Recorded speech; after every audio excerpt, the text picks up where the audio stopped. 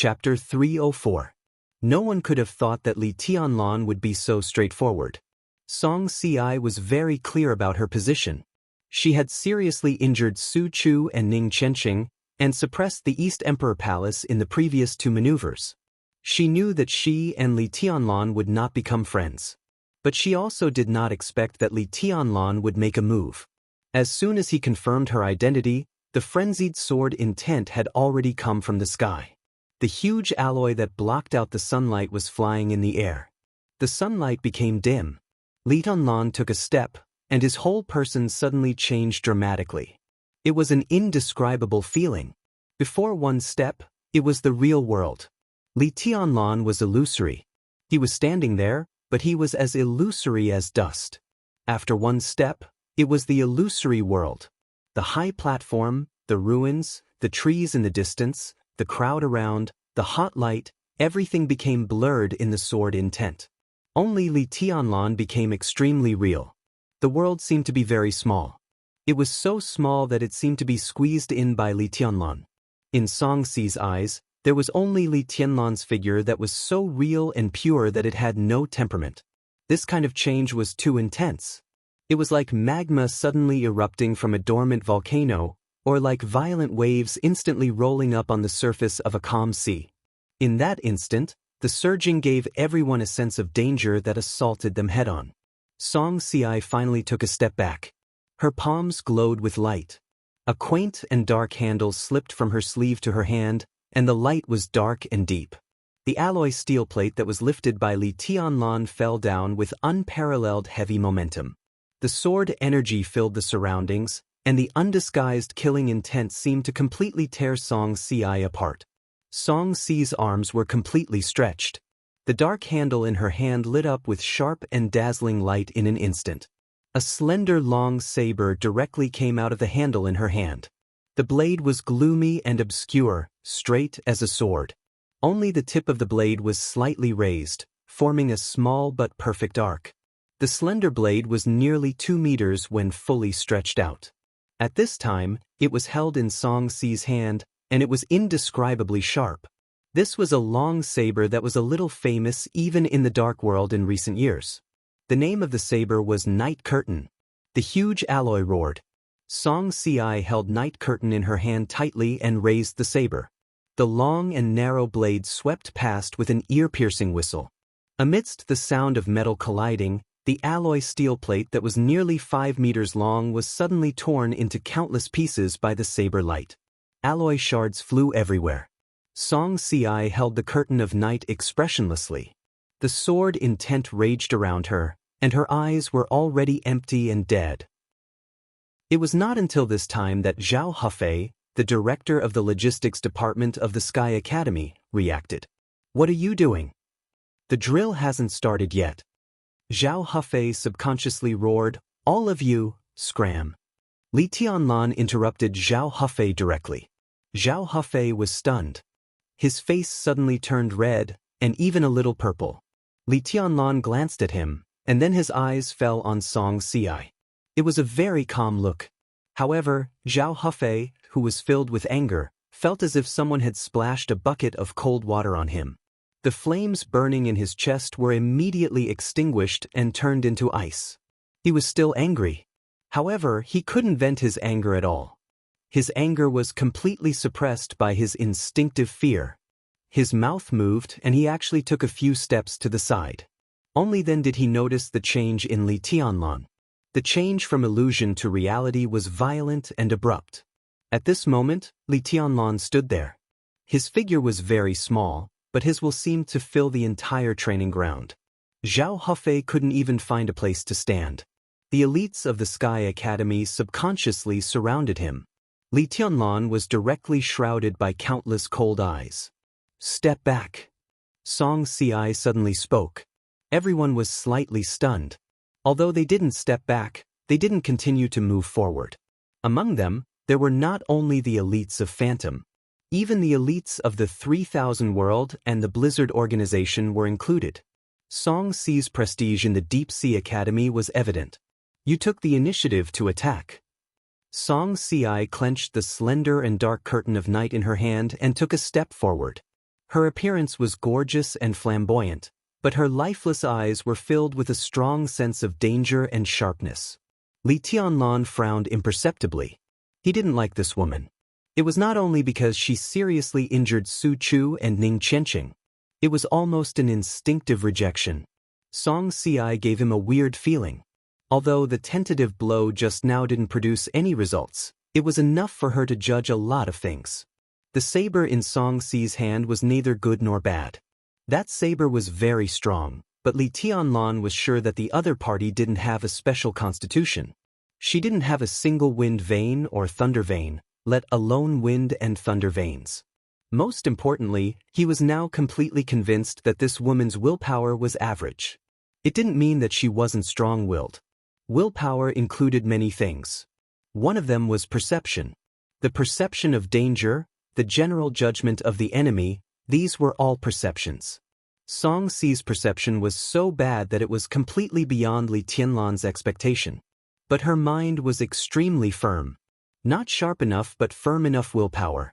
All these combined made Song Si look extremely stiff. This was what made people feel most uncomfortable about her. Li Tianlan didn't know how many people could perceive Song Si's flaws. But he could see it. Jiang Shangyu, who had always hidden his heavenly king heart, could also see it. In fact, his willpower was perfect. This meant that there were too many possibilities. Li Tianlan thought silently, but his expression was still as calm as water. So what if I make the first move? Anyone who offends me will pay the price. Song Si raised the curtain of night in her hand. The curtain of night was really as gloomy as the night. Even under the scorching sun, the slender blade was still dark and obscure.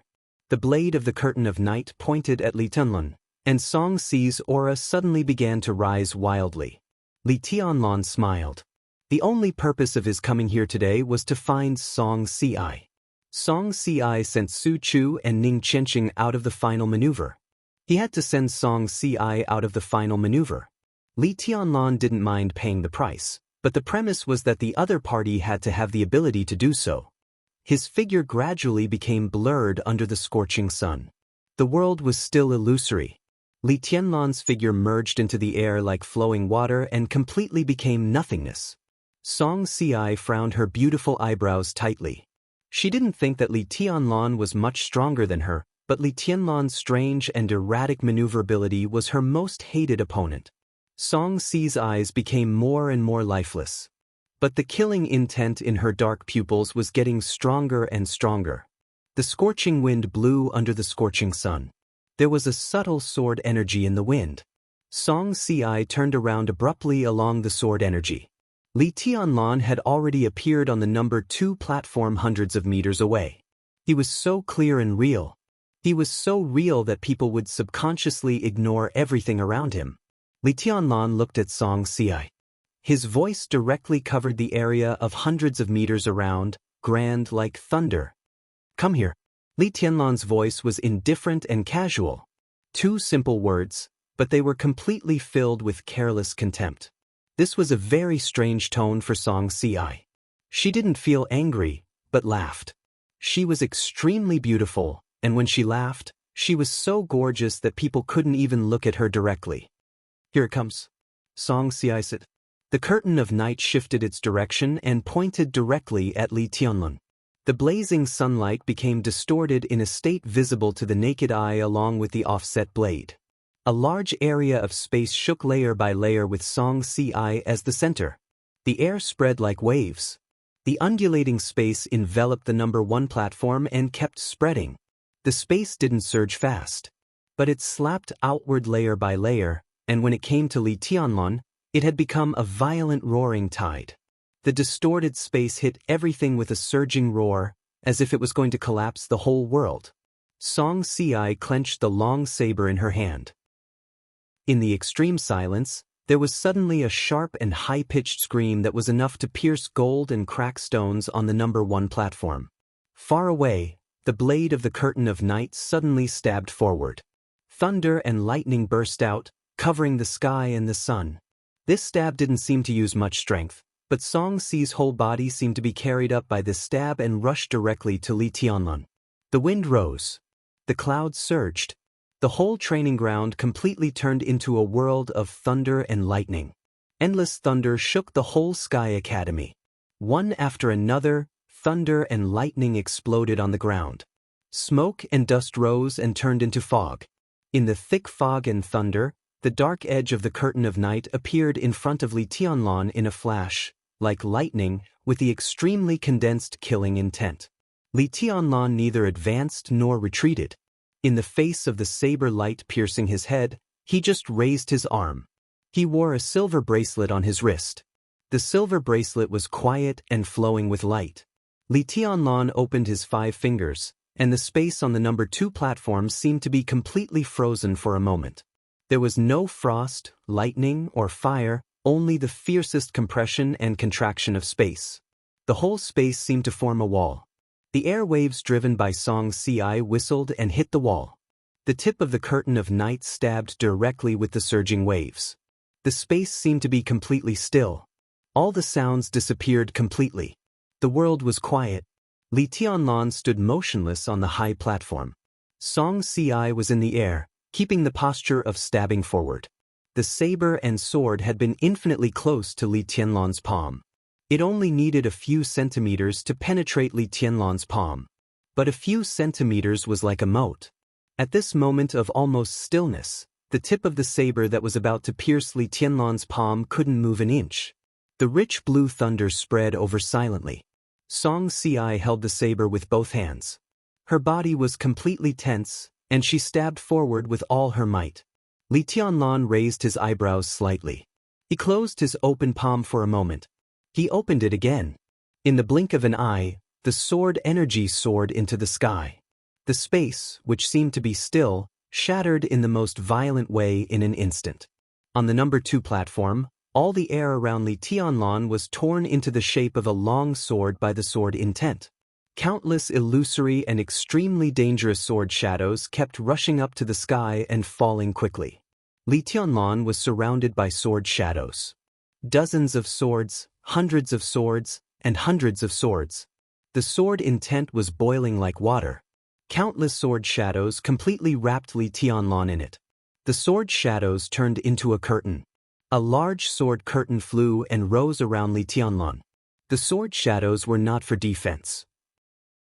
At the same time, they were moving forward layer by layer, attacking Song Ci in front of them endlessly. The ripples like huge waves were all chopped up by the sword shadows. The thunder was dissipating. Only the dark edge was still trying its best to ring out. Song Ci's dead and empty eyes were getting brighter and brighter, and her pupils were getting darker and darker.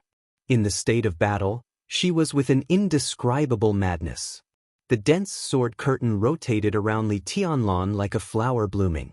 A large number of sword shadows fell on Song Ci, bringing out flames one after another on her body. Blood fell on Song Ci's body. The night curtain still couldn't move forward. The sword intent around Li Tianlan was getting stronger and stronger. His figure became more and more real. The sword intent began to change constantly. The great void sword intent of Mount Shu. The sword intent of Jifeng Sword Raining School. The sword intent of Jade Pool. The sword intent kept flowing. The simulated sword intent was all specious, but the complex and changeable sword intent made the sword curtain around Li Tianlan grow larger and larger. The thunder around Song Ci was almost annihilated. The sword curtain around Li Tianlan had spread to a scale of hundreds of meters. Huge, complex, solemn, covering the sky and the sun. The sword energy soared into the sky. Song Ci's dark pupils quietly expanded, almost occupying the whole white of her eyes. The slender night curtain shook violently. Amidst the huge sword screen, Song Ci soared into the sky in an instant. The chaotic and orderly sword curtain rushed to Song Ci at the same time. Thousands of swords gathered into a bundle. The sword curtain was like a dragon, mighty and mighty. Song Ci's body was still rising. The next second, the dark saber light suddenly lit up high in the sky. The saber light was like a waterfall. The dark edge spread over the whole sky. The saber light spread and closed. Song Ci's essence, qi, and spirit directly climbed to the limit in the shortest time. The dark saber light turned into countless dark lines. The huge sword curtain disappeared in pieces in the saber light. More and more dark lines chased down, like a frenzied rain. Outbreak. Outbreak regardless of the consequences. This was the essence of martial arts of the Wang family of Beihai. Now, it was vividly displayed by Song Si. Song Si might not be the strongest of the young generation, but she was definitely the most dangerous person. The combination of instant outbreak and continuous outbreak was the balance of martial arts of the Wang family of Beihai. But Song Si obviously went to the extreme in the instant outbreak. This meant that she could directly release all her physical strength and unique skills in the shortest time in the most thorough way, regardless of the consequences. Only the most thorough outbreak. An instant was eternity. The dark saber light covered the sky from top to bottom. Unparalleled. Killing. Destruction. Tearing. Dragon slaying. In the case of absolute concentration of essence, chi, and spirit, all the combat power of Gu Si burst out in the blink of an eye.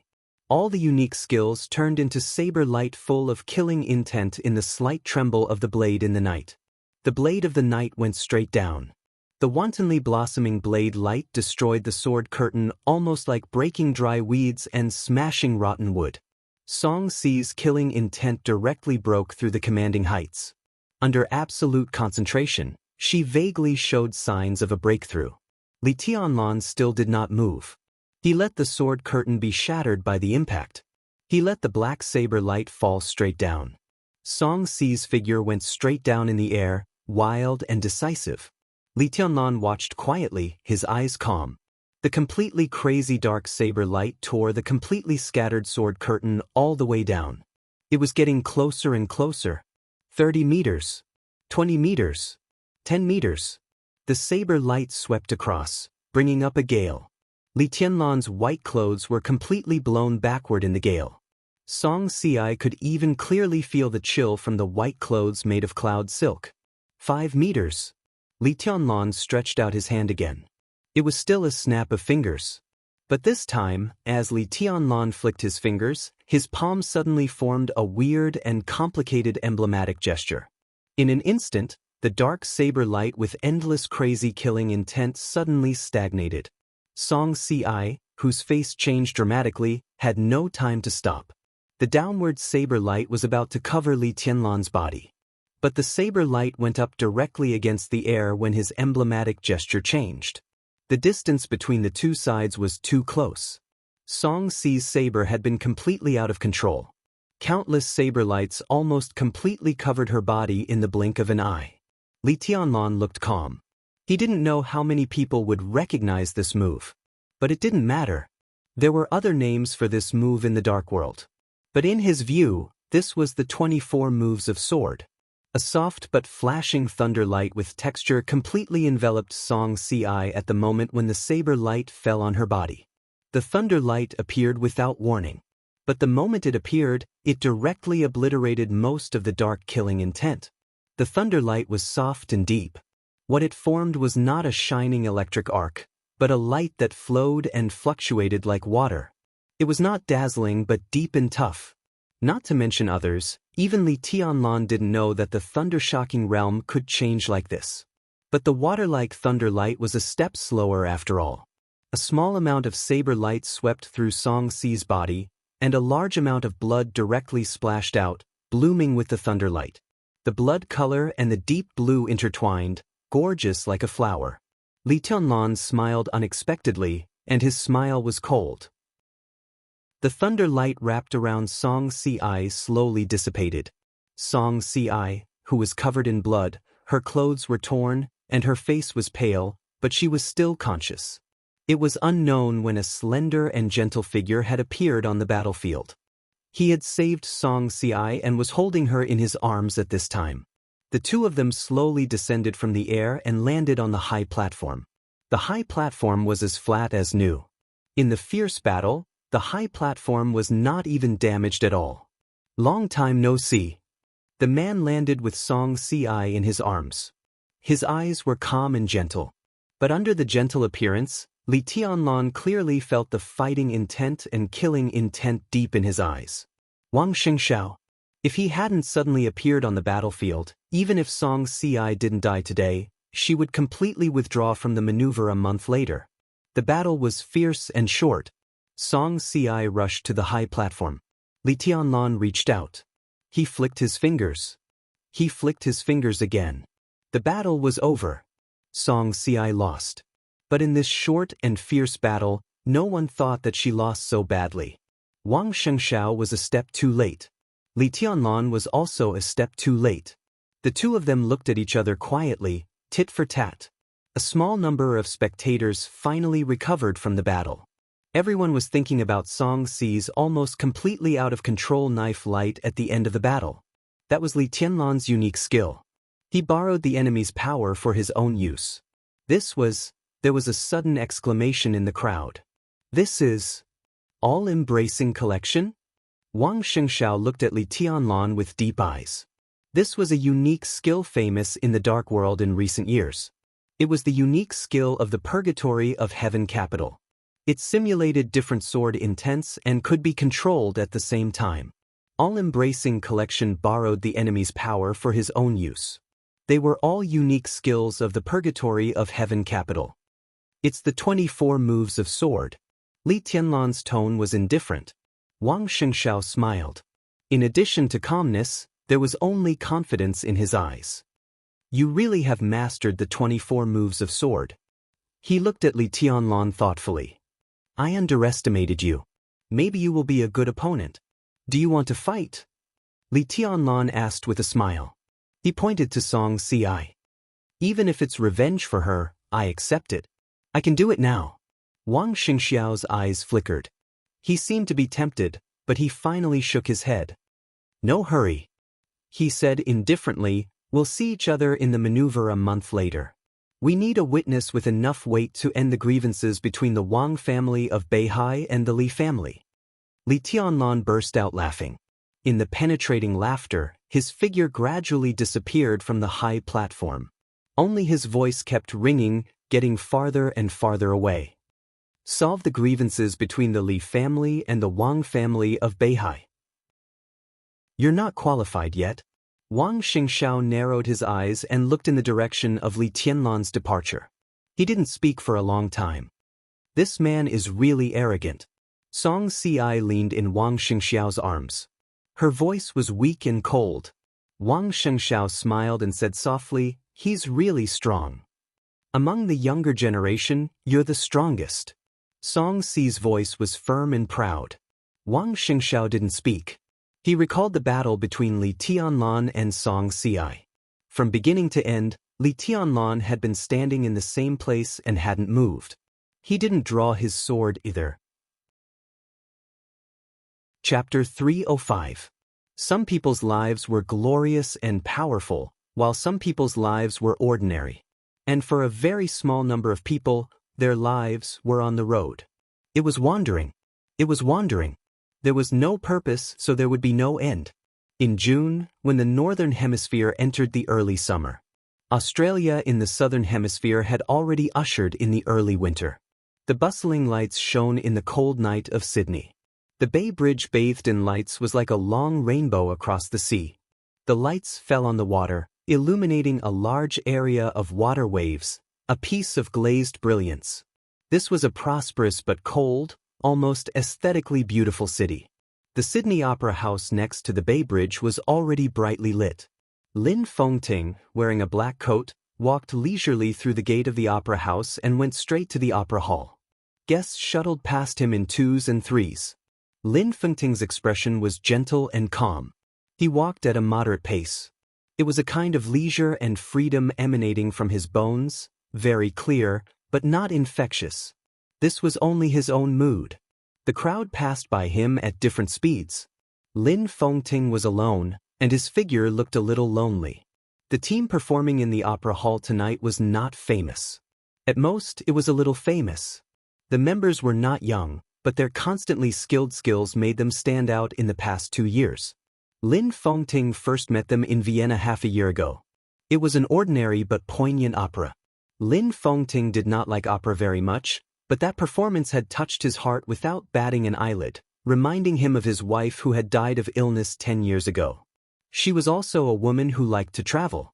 So Lin Fengting had been following the opera house for half a year. They did not know each other. Lin Fengting just liked to watch their performance. From Vienna, to Germany, via Star State, into Sydney, the next stop was Melbourne. The opera house's pace was very full, so their pace was very fast.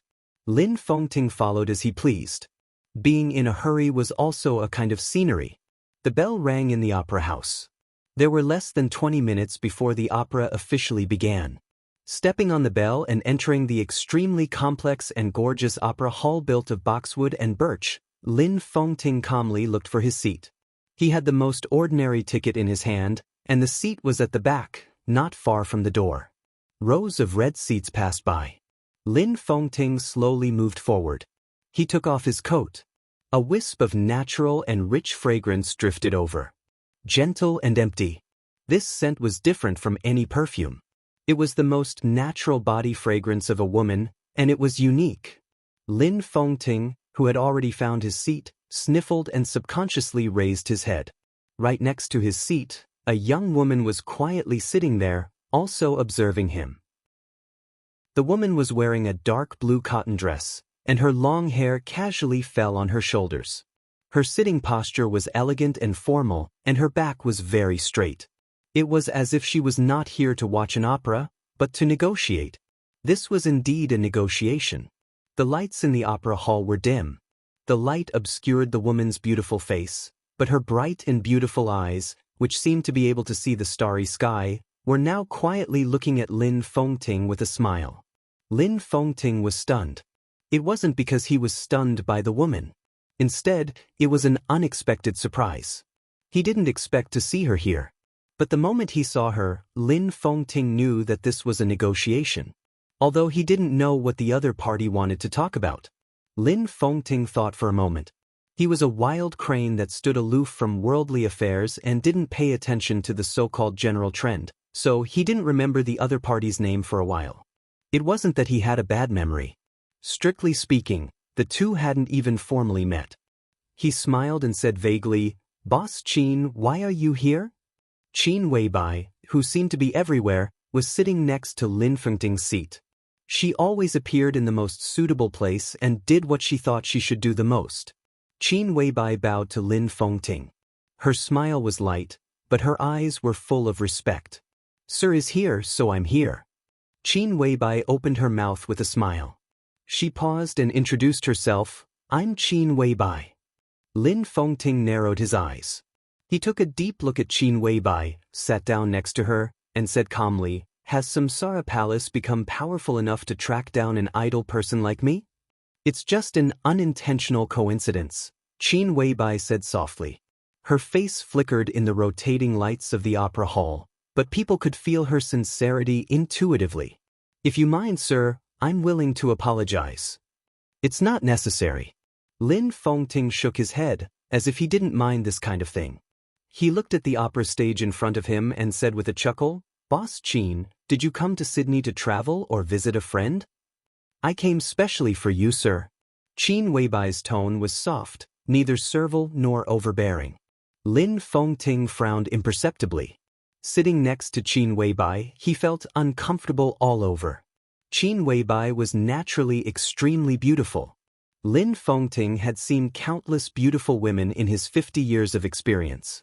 But in terms of appearance and grace, Qin Weibai was absolutely unique. This was an undeniable fact.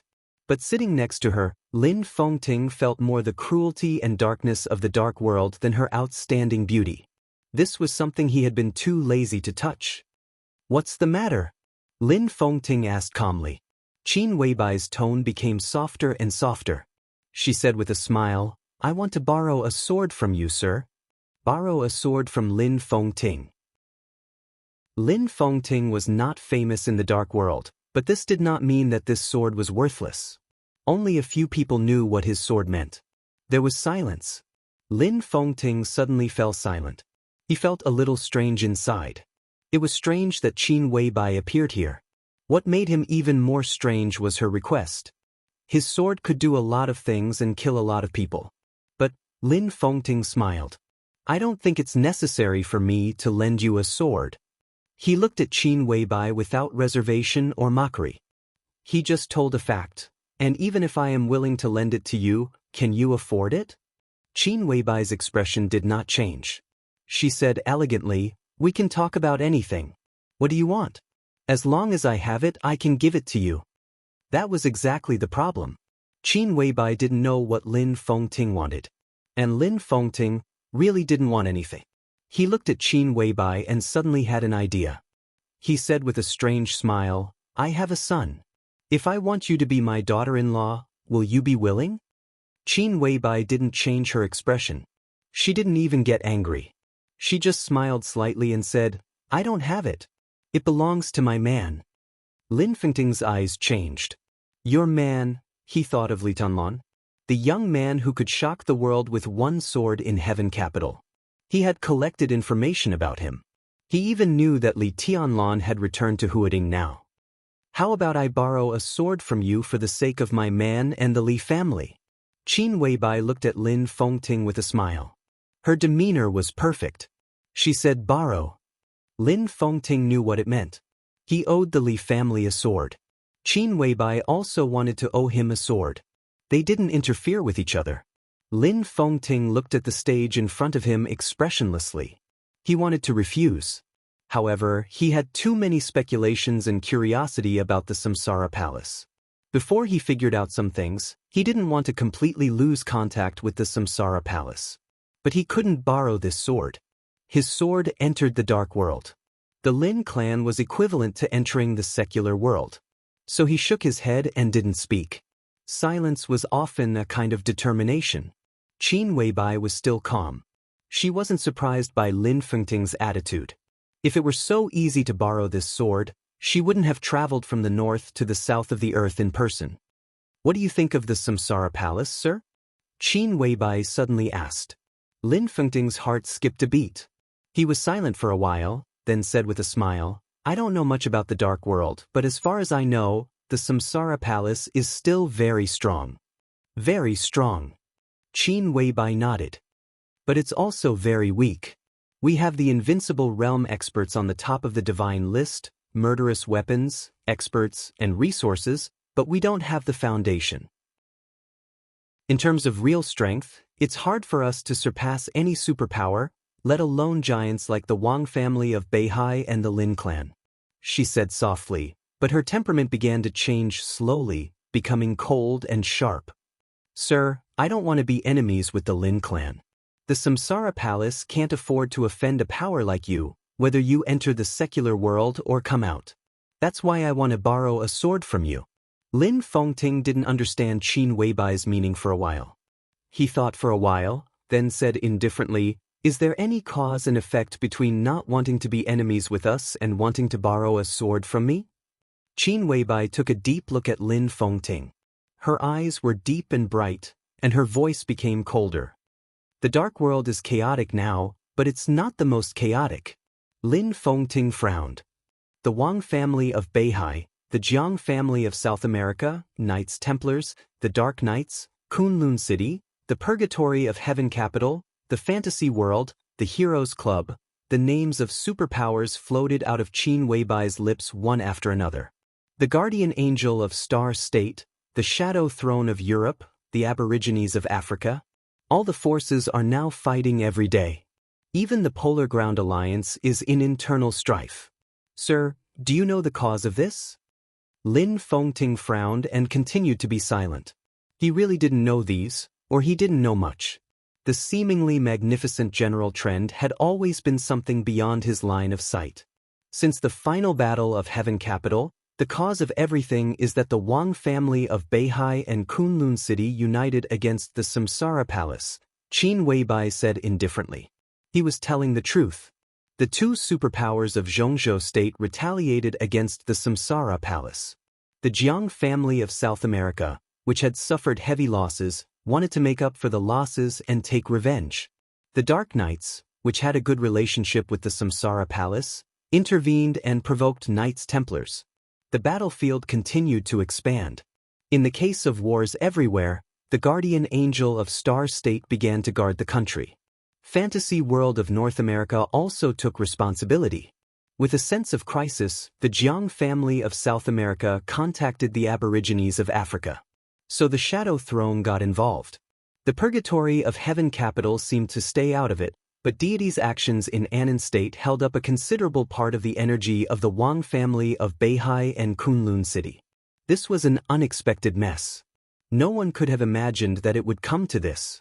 Fighting and killing. The flames of war swept the world in just 2 years, and there was no sign of it stopping. The original reason was no longer important.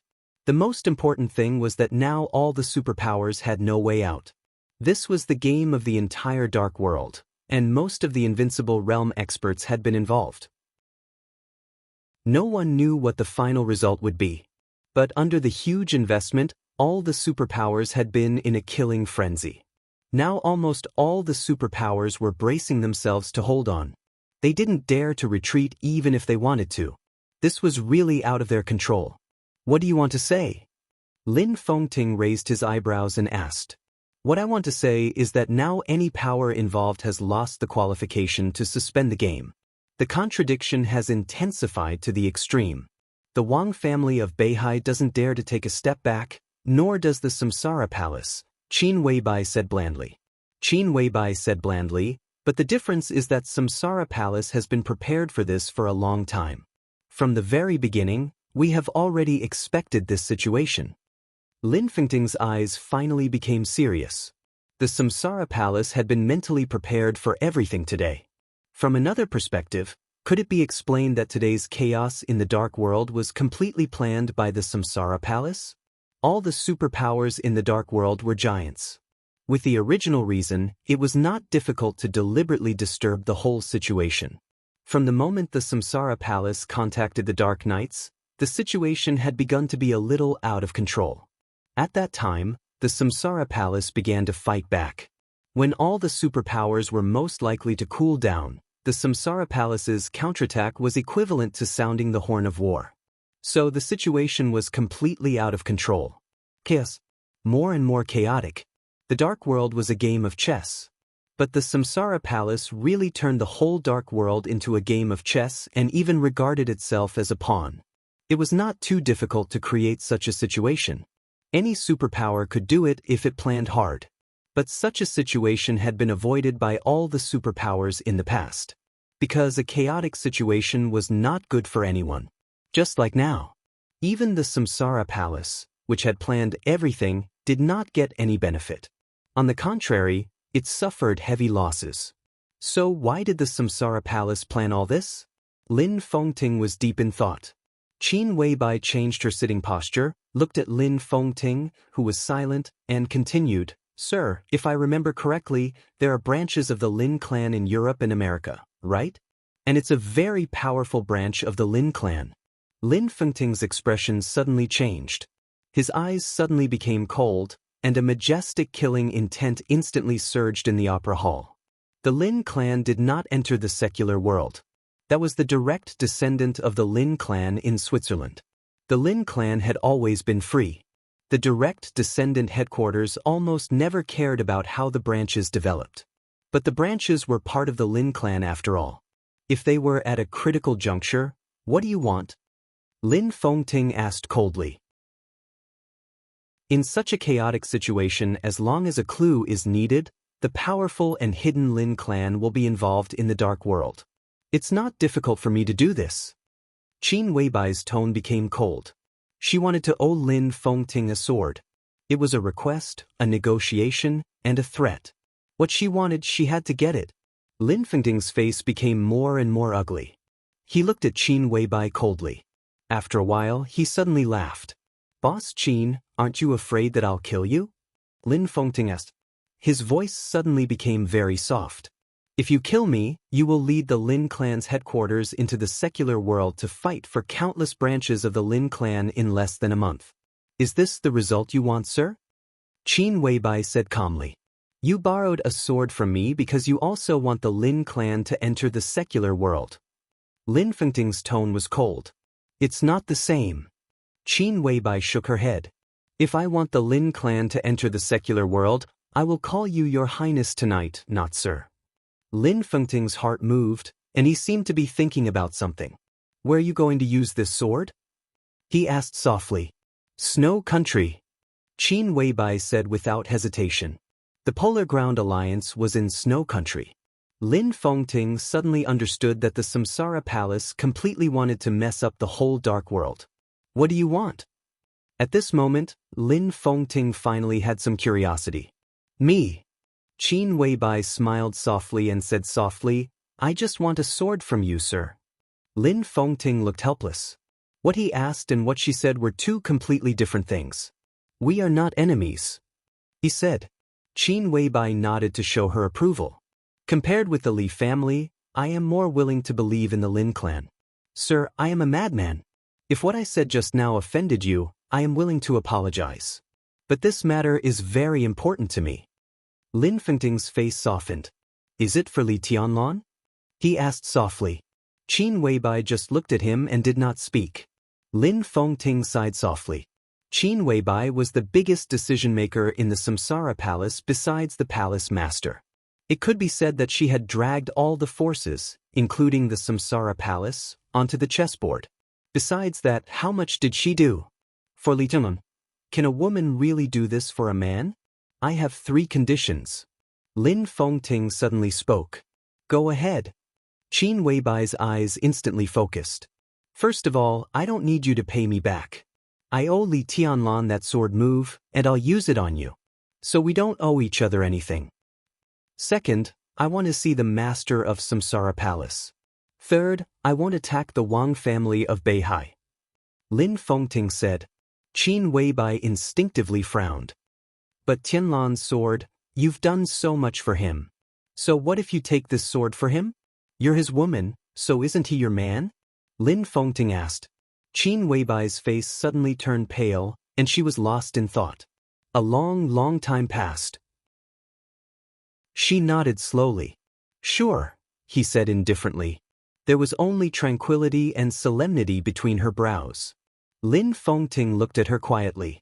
He wanted to ask her if it was worth it, but when the words were on the tip of his tongue, he sighed quietly and said softly, Boss Qin, have you ever been happy in your life?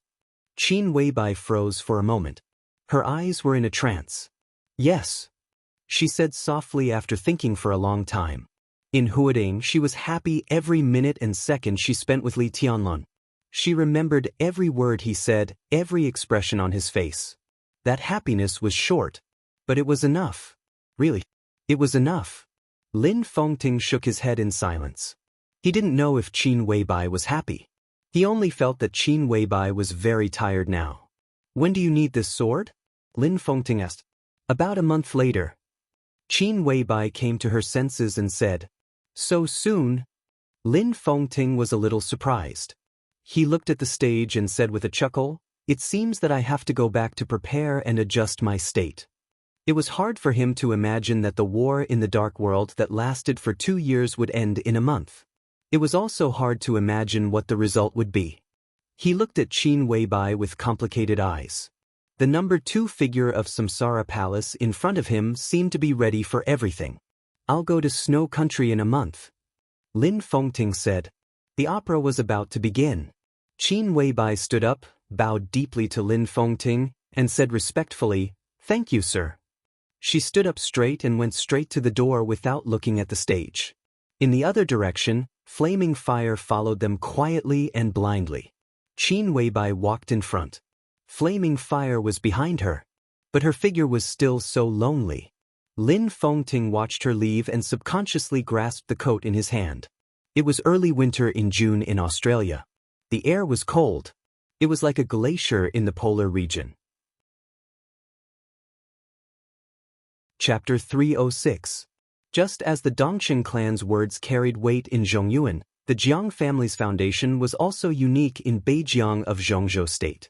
Perhaps the Jiang family in Beijiang had not reached the absolute ruling power of the Dongxing clan in the Central Plains, but in Beijiang, the Jiang family could definitely be said to be the largest wealthy family. This was the Jiang family of Jiangshan. It was also Jiang Shangyu's Jiang family. In the past 100 years, The Jiang family had been running Beijiang for nearly 3 generations. If there were no accidents, there would be a 4th generation. As the generations went on, sooner or later, the largest provincial capital in Zhengzhou state would become the Jiang family's backyard. This was a family with enough wisdom and tenacity. Rational, steady, and down-to-earth. The changes in the northern borderline in the past 100 years were almost all clearly marked by the Jiang family. The current patriarch of the Jiang family was Jiang Shan. He was one of the members of the decision-making committee of Zhengzhou state, the leader of Beijiang, one of the former 4 spirits of Zhengzhou state, and the former general of 9 regions. This was a real high position and power, whether in Beijiang or Zhengzhou state. The Jiang family rose to power in the generation of Jiang Shan's grandfather. At that time, the old man did not have any so-called background or support. After he was assigned a job to the northern borderline, he was down-to-earth and conscientious for nearly 40 years. The old man himself did not have any great achievements, and the peak of his career was only the mayor of a prefecture-level city. However, the old man had left behind a network that could not be underestimated. With the support of the old man, Jiang Shan's father and siblings began to establish a foothold in Beijiang. Jiang Shan's uncle entered the Western theater of operations. His father continued to climb his career and finally entered the promotion sequence. Although it was only a deputy position, his power was extraordinary, and he finally entered the eyes of the Prince Group. His aunt established the family business of the Jiang family. His uncle specialized in martial arts. The 4 siblings each had their own development. That was the beginning of the entire Jiang family. Another few decades later, the Jiang family began to rise in Jiang Shan's generation. Jiang Shan made full use of the resources accumulated by 2 generations in Beijiang and the connections of the Prince Group. Jiang Shan also lived up to the expectations of the people and continued to advance in this land where the people were valiant, steady, silent, domineering, yet calm and collected. In the span of 3 generations, the Jiang family had become a second-rate family from the beginning, which had no foundation at all, and finally completed the transformation into a first-rate wealthy family. The Jiang family was the soul of Beijiang. The Jiang family relied on the northern borderline. This feeling had been accumulated over several generations, and it had become thick and passionate. Jiang Shangyu had been in Beijiang for a week, but he never got to see his father. Jiang Shan was very busy. He could be said to be one of the most successful leaders among the previous leaders of Beijiang. His daily schedule was full. Jiang Shangyu got the news from the secretary that Jiang Shan had not returned home for nearly a month. But Jiang Shangyu had to wait. He had something very important to confirm with his father. It was almost noon. An old-fashioned Mercedes-Benz slowly drove into the Beijiang Council's compound. The number plate of Beijiang reflected the sunlight, looking mysterious and majestic. Jiang Shangyu, who had been sitting on the balcony in a daze, stood up and jumped directly from the balcony on the 2nd floor. The Mercedes-Benz slowly came to a stop. Jiang Shangyu walked to the side of the car and opened the back door himself. Jiang Shan, who finally had some time to go home, got out of the car. Jiang Shan was not tall and slightly fat. He was less than 50 years old this year, but his hair had already turned white. His skin was dark. Judging from his appearance, he looked like an ordinary fatty. But this was a very dignified fatty. His expression was calm, and his whole body carried a kind of natural majesty after being in a high position for a long time. He was like the vast land of Beijiang, desolate and distant. Jiang Shangyu smiled and called him Dad. Jiang Shan nodded and said calmly, "Let's eat first. I have a meeting in the afternoon." Jiang Shangyu nodded, took the bag from his father's hand, and walked into the number 1 villa of the council's compound. 7 days at home. He knew very well that the real time with his father was only the time for this meal. Jiang Shangyu made a few dishes by himself, and a braised fish was the only meat. The father and son sat at the table and ate in silence, like a whirlwind. After the meal, Jiang Shangyu made a cup of tea for Jiang Shan. "What's the matter?" Jiang Shan took the teacup and asked casually. "The final maneuver of the 2 academies will begin in a month. Dad, will you also go?" Jiang Shangyu asked. Jiang Shan took a sip of the hot tea and thought for a while. He shook his head and said, "I'm not sure. I've received the invitation, but I may not have time." He put down the teacup, knocked on the table casually, and said, "Gu Han's Han entered your 3,000 world?" Jiang Shangyu nodded. His expression was still relaxed, but his eyes became dignified. The news had already spread throughout Zhongzhou state. But for the father and son pair, this kind of news clearly had other meanings. Jiang Shan's thick fingers tapped on the table again and again. After a long time, he said calmly, "What's your plan?" "I came home this time to see what your plan is." Jiang Shangyu opened his mouth respectfully. Jiang Shan was silent again. This time, he was silent for a longer time. Jiang Shangyu waited patiently. "Is there any progress on Wang Yuedong's side?" Jiang Shan looked at Jiang Shangyu and suddenly asked. Jiang Shangyu smiled helplessly and spread his hands, saying, "Your son is not charming enough. I went to see her several times, but she was lukewarm. I didn't succeed in asking her out to watch a movie or have a meal. I didn't even get close to her within 2 meters. What progress can I make?" "Has it always been like this?" Jiang Shan was also a little helpless. Jiang Shangyu nodded. Although he was smiling bitterly, he didn't look very depressed. "I don't care about her anymore. I heard that she lived with Li Tianlan a few years ago. I've met Li Tianlan. Although he disappeared for 3 years, he has always been the #1 person among the young generation in Zhongzhou state, at least in terms of reputation. Wang Yuedong's heart belongs to someone, so I don't expect to change anything." Jiang Shan frowned. Wang Yuetong had always been one of his targets, but it was not until more than a year ago that Jiang Shan began to act. In the midterm election more than a year ago, Jiang Shan could be said to be a further popular figure.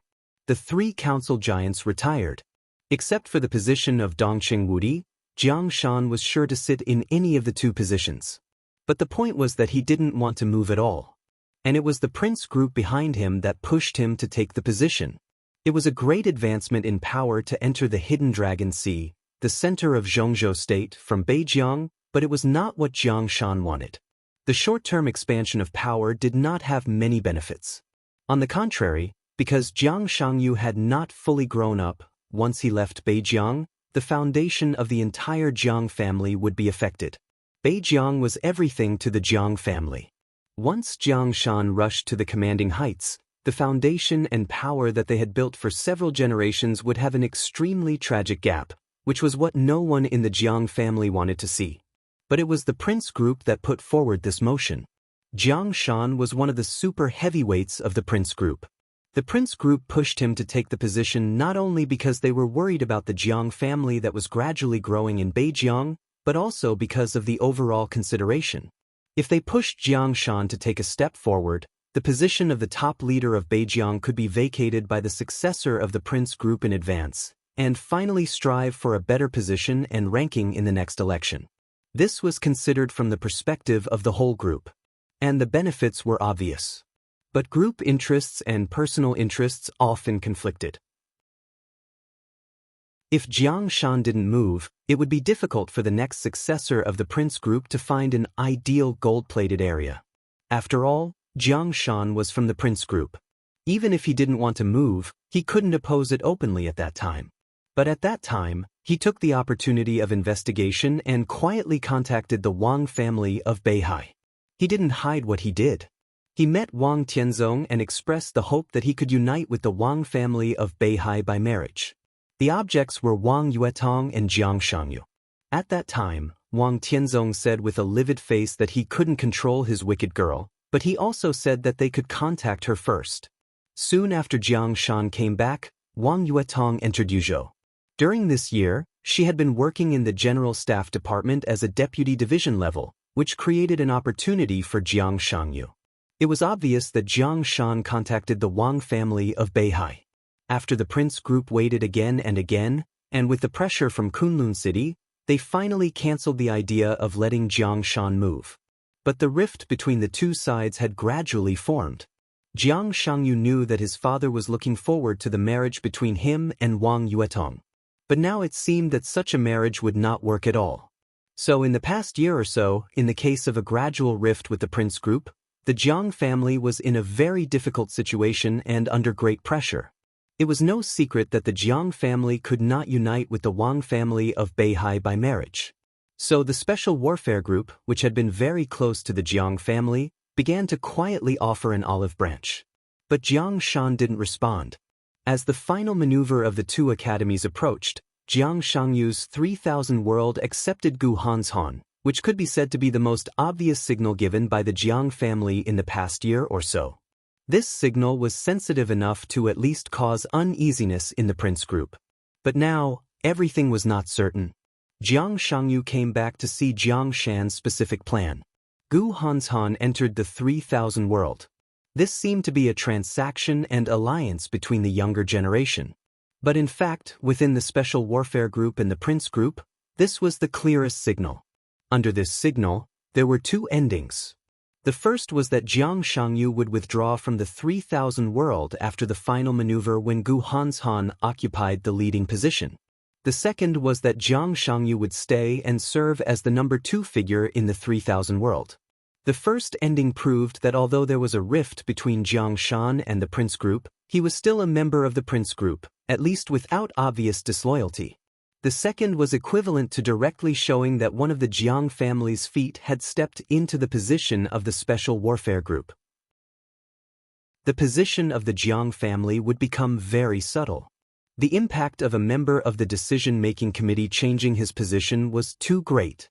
But before Jiang Shan officially made a final decision, the Jiang family still had the value of winning him over, but it would also arouse the hostility within the Prince group. This was a subtle and dangerous opportunity. Before the final maneuver began, Jiang Shangyu must listen to his father's decision. If you have no decision, I can withdraw from the 3000 world after the maneuver. Jiang Shangyu suddenly said. Jiang Shan's fingers, which were tapping on the table, paused. He raised his eyelids and looked at him, saying, "Are you willing?" Jiang Shangyu smiled. "It's nothing. Gu Han's Han can't take away what belongs to me." Jiang Shan took a deep look at his son and said calmly, "What's your plan?" "I don't have a specific plan yet. I just have a goal." Jiang Shangyu shook his head and whispered, "Li Tianlan." Jiang Shan's eyes suddenly froze. "Li Tianlan, do you want to cooperate with him?" "I have to get in touch with him first." Jiang Shangyu smiled brightly when he thought of the young man who almost killed him in Heaven Capital 3 years ago. "What if you don't have to withdraw from the 3000 world?" Jiang Shan asked. "Then it's even more necessary to get in touch with Li Tianlan." Jiang Shangyu lowered his eyelids and said calmly, "I can give the leadership of the 3000 world to Gu Han's Han. But why can't he ask himself why? Why does he take it for granted?" "Be careful." Jiang Shan frowned. "Father, don't worry." Jiang Shangyu said softly, "I won't do anything before I'm sure."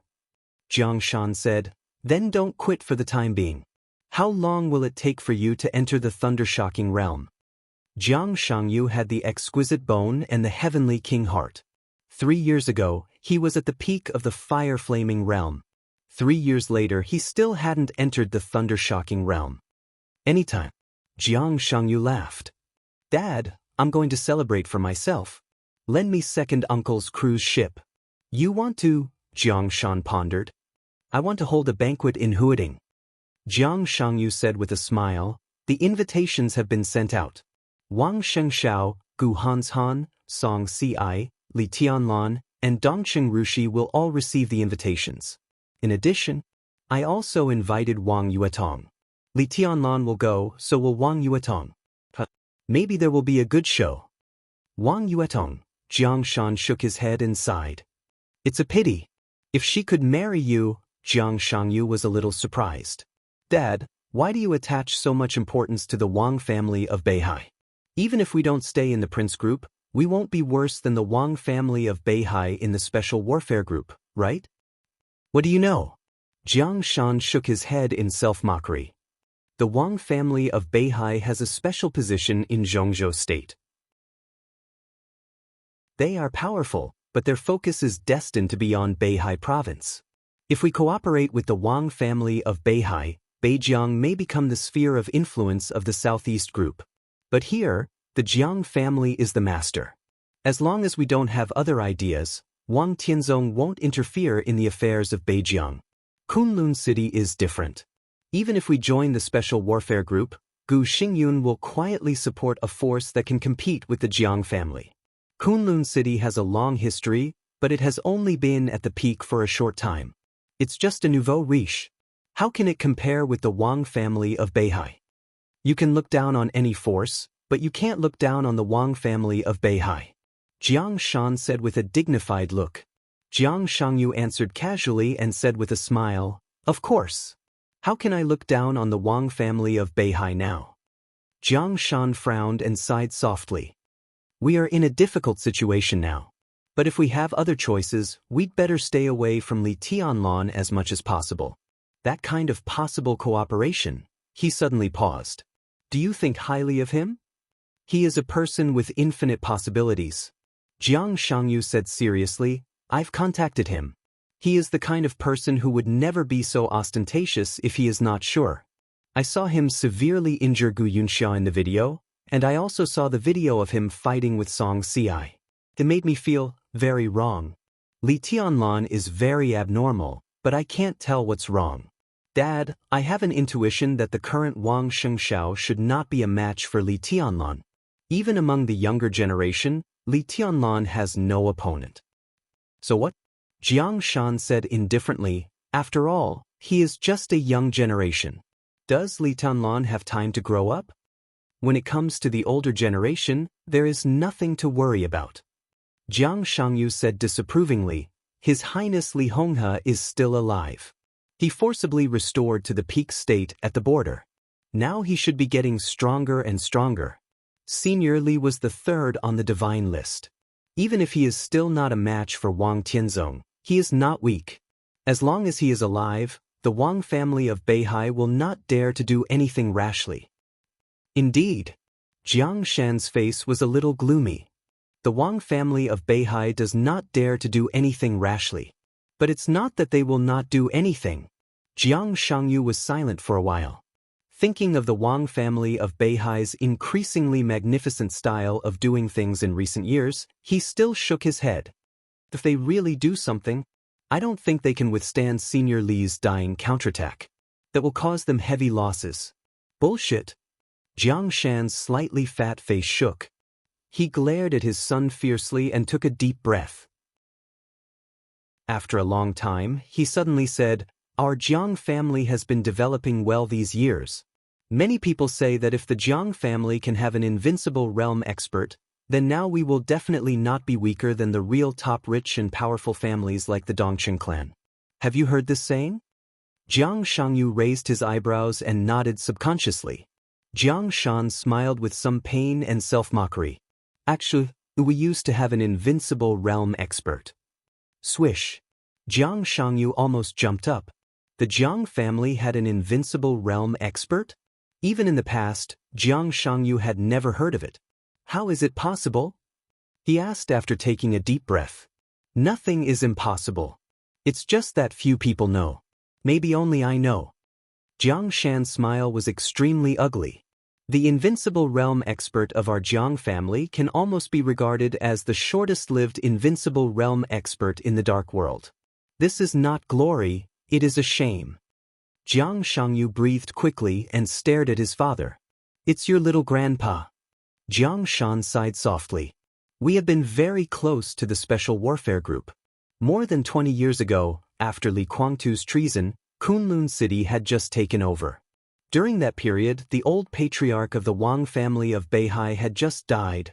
You should know that Wang Tianzong broke through to the invincible realm relatively late, so during that time, there was no invincible realm expert in the Wang family of Beihai. Gu Xingyun was very ambitious. He just stepped on the Li family and wanted to take advantage of the time when the Wang family of Beihai was empty to swallow the Wang family of Beihai. During that time, Wang Tianzong did not enter the invincible realm. As long as he died, the Wang family of Beihai would be in a different situation. But at that time, Kunlun City was closely watched by all parties.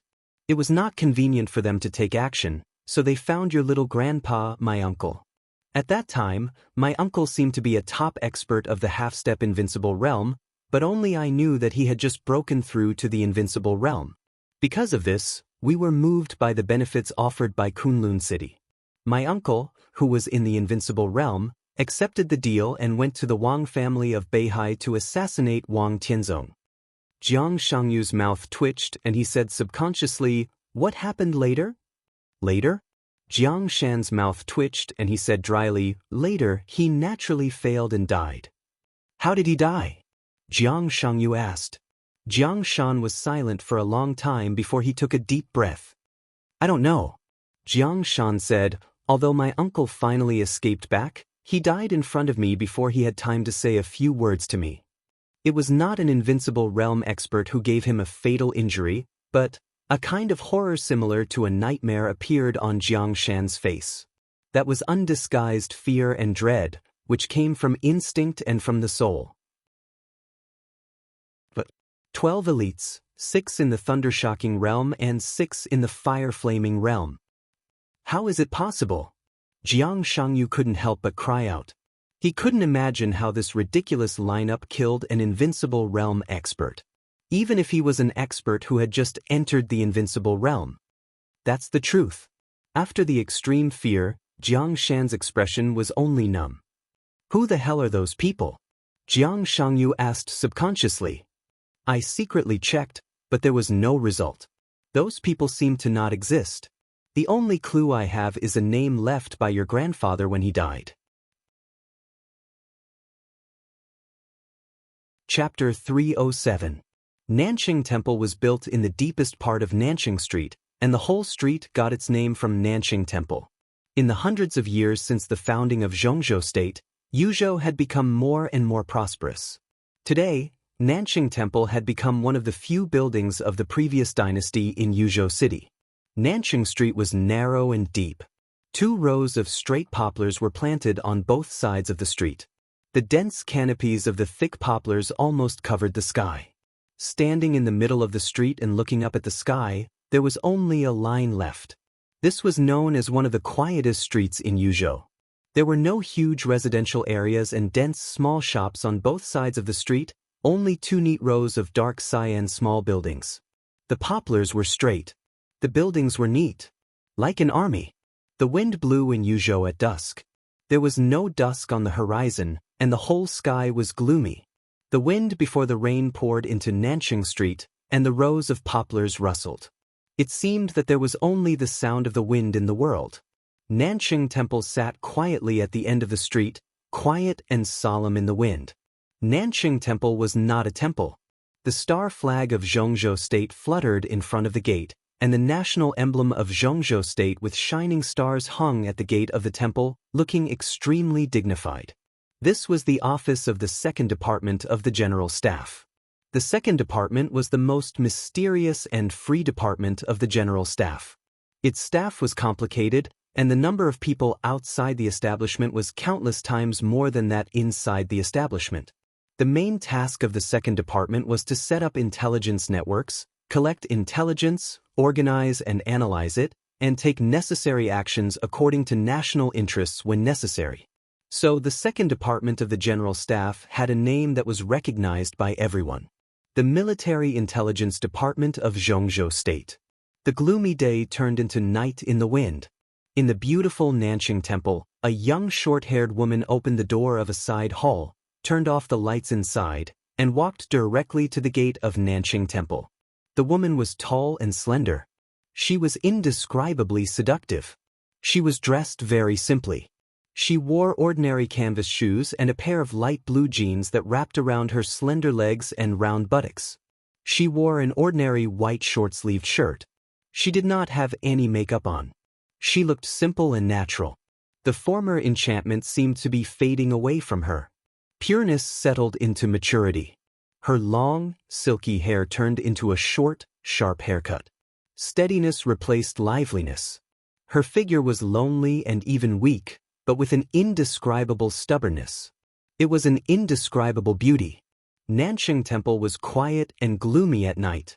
The woman was carrying a simple handbag. Walking quietly in the flourishing Nanjing Temple, it was as if he had lit up the entire night sky. He had been in Yuzhou for more than a year. Whether it was day or night, she was always the most beautiful scenery in Nanjing Temple and the most beautiful color on Nanjing Street. Yue Tong, working overtime again? A gentle voice sounded. Under the night sky, Nanjing Temple was illuminated by a faint light. A figure with a blurry face was standing there. Wang Yuetong couldn't see his face clearly, but from his military uniform, especially the marshal's epaulet, she could clearly judge his identity. General Yi. Wang Yuetong stood at attention and saluted. She said in a flat tone, "Why are you here?" Standing in front of her was the god of army of Zhongzhou State, Yi Dongxing. Yi Dongxing's personal force was not extremely powerful, and his realm of the thundershocking realm was just something he could show off. He was known as the god of army of Zhongzhou State, and the proudest thing about him was his brain. Over the years, Yi Dongxing was the best candidate to be the commander in several covert foreign disputes and numerous large-scale military exercises in Zhongzhou State. And the wars he commanded were almost never defeated. Although Zhongzhou State suffered heavy losses in the final battle of Heaven Capital, it was not Yi Dongxing's fault. Zhongzhou State valued the cooperation with the Samsara Palace too much. As a result, when the Samsara Palace made a move, all of Yi Dongxing's plans suddenly became useless. And this matter more or less had an impact on his promotion. If not, when Qi Baitsong, the standing minister of the army headquarters of Zhongzhou State, retired 2 years ago, Yi Dongxing would become the strongest opponent of Dongqing Wudi. Once Yi Dongxing won, the overall power of the Wang family of Beihai and the Southeast faction would expand rapidly, and some more and more obvious hidden dangers would be suppressed by Yi Dongxing. To say the least, even if Yi Dongxing failed in the end, the Wang family of Beihai could get more chips, and it would be easier to trade with the Dongqing clan for the Border Control Corps. Unfortunately, all of this came to nothing because of the betrayal of the Samsara Palace in the final battle of Heaven Capital, which directly led to Yi Dongxing's serious lack of competitiveness when competing with Dongqing Wudi. In fact, the Wang family of Beihai and the Southeast Group were really having a bad time in recent years. The hidden dangers inside the Wang family of Beihai were getting more and more serious, and the internal conflicts had been escalating in the past 2 years. Now it had reached the point where all discerning people could detect it. In the past 3 years, the Wang family of Beihai had at least 2 opportunities to eliminate this hidden danger. The first was that Yi Dongxing became the new giant of the empire. If he defeated Dongqing Wudi and took over, all the hidden dangers would be suppressed. Unfortunately, it was Dongqing Wudi, the commander of the Border Control Corps, who came up in the end. Yi Dongxing was still suppressed as the deputy minister of the army headquarters and the minister of the general staff. The second opportunity was for Wang Shengshao to inherit the dragon vein. If Wang Shengshao merged the dragon vein after breaking through the peak of the thundershocking realm, he could enter the invincible realm in just 1 or 2 years with the help of the immortality potion. This could also eliminate the hidden dangers inside the Wang family of Beihai. But when the Wang family of Beihai was still preparing for these, he had already perfected his martial arts with the help of the dragon vein. So the hidden dangers of the Wang family of Beihai still existed. The nerves of every big shot of the Southeast Group were getting tighter and tighter. In the dim light, Wang Yuetong took 2 steps forward. She could clearly see the solemnity in Yi Dongxing's eyes. Wang Yuetong hesitated a little, but in the end, she didn't ask anything. Yi Dongxing sighed tiredly, looked at Wang Yuetong, and said with a chuckle, "I'm here for a meeting and to see you. Yuetong, you haven't called me Uncle Yi for a long time. I work in the general staff, and now I'm a soldier under your command. It's not appropriate to call me Uncle Yi." Wang Yuetong said lightly. Yi Dongxing looked at Wang Yuetong as if he were looking at a child in a fit of pique.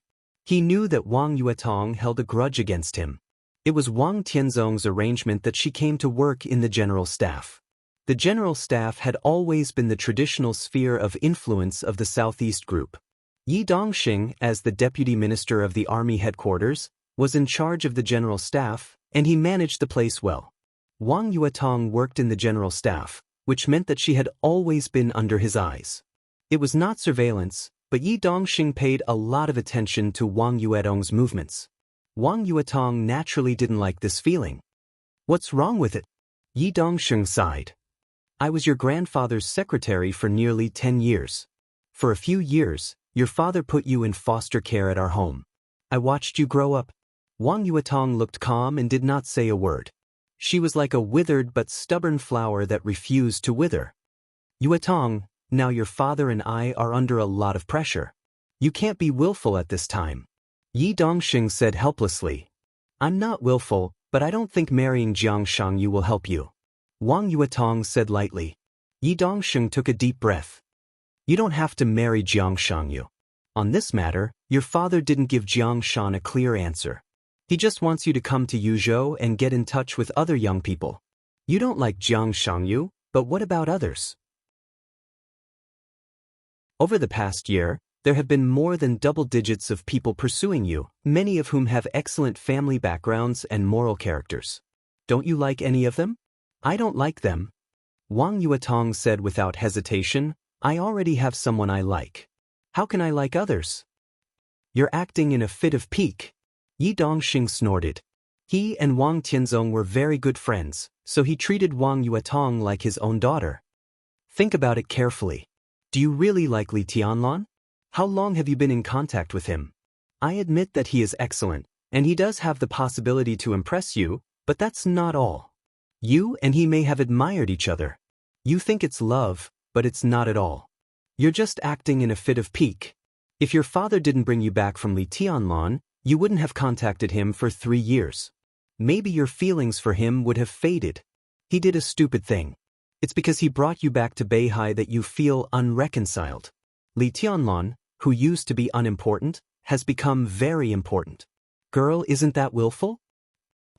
Wang Yuetong's voice was still faint, without any ups and downs, without the youthful vigor that belonged to young people. Uncle Yi, you don't understand. She said softly, I can be sure of my feelings, but I don't want to explain it. We don't spend much time together, but I feel at ease and calm when I stay with him. Feelings can't be measured by the length of time. Yi Dongxing remained silent. After a long time, he took a deep breath and said with a bitter smile, well, even if you're sure of your feelings, can you be sure of Li Tianlan's feelings? You like him, but does he like you? Qin Weibai is his woman, and Dongqing Rushi is his fiancée. To be frank, Dongqing Rushi is no worse than you, and Qin Weibai is even more. Ahem, girl, have you ever thought about this? Even if you're by his side, what position do you have? Wang Yuetong froze on the spot. The wind in the night sky gradually dissipated. The clouds pressed down. It began to rain in Yuzhou, drop by drop. Wang Yuetong stood quietly in the rain, and her eyes were as blank as the rain under the night sky. I don't know, she said softly, her voice simple and confused. She really didn't know. For 3 years, she had never thought about this question. She just instinctively persisted and didn't want to give up. Yi Dongxing looked at Wang Yuetong with complicated eyes and said softly, since you don't know, why are you still persisting? Wang Yuetong suddenly laughed. It seemed to be the first time for her to smile in a long time. In a trance, she seemed to have returned to her former state, pure, lively, and enchanting. She tidied the short hair on her forehead and said softly, I just want my father to admit that only my persistence over the years is right. The man I like is the most right. She looked at Yi Dongxing and continued, Uncle Yi, if the contradictions and hidden dangers of the Wang family of Beihai really break out completely, and my father and brother can't suppress it, only he has the ability to solve everything as long as he can grow up. He does have the ability. Yi Dongxing's voice was cold and straightforward. But does he have a position? I am his position. Wang Yuetong said calmly, my man, whether he is an ambitious or a heavenly son, will be affectionate. I believe that. How could he become a heavenly son without affection? Wang Tianzong himself didn't seem to notice this. But Wang Yuetong always believed it.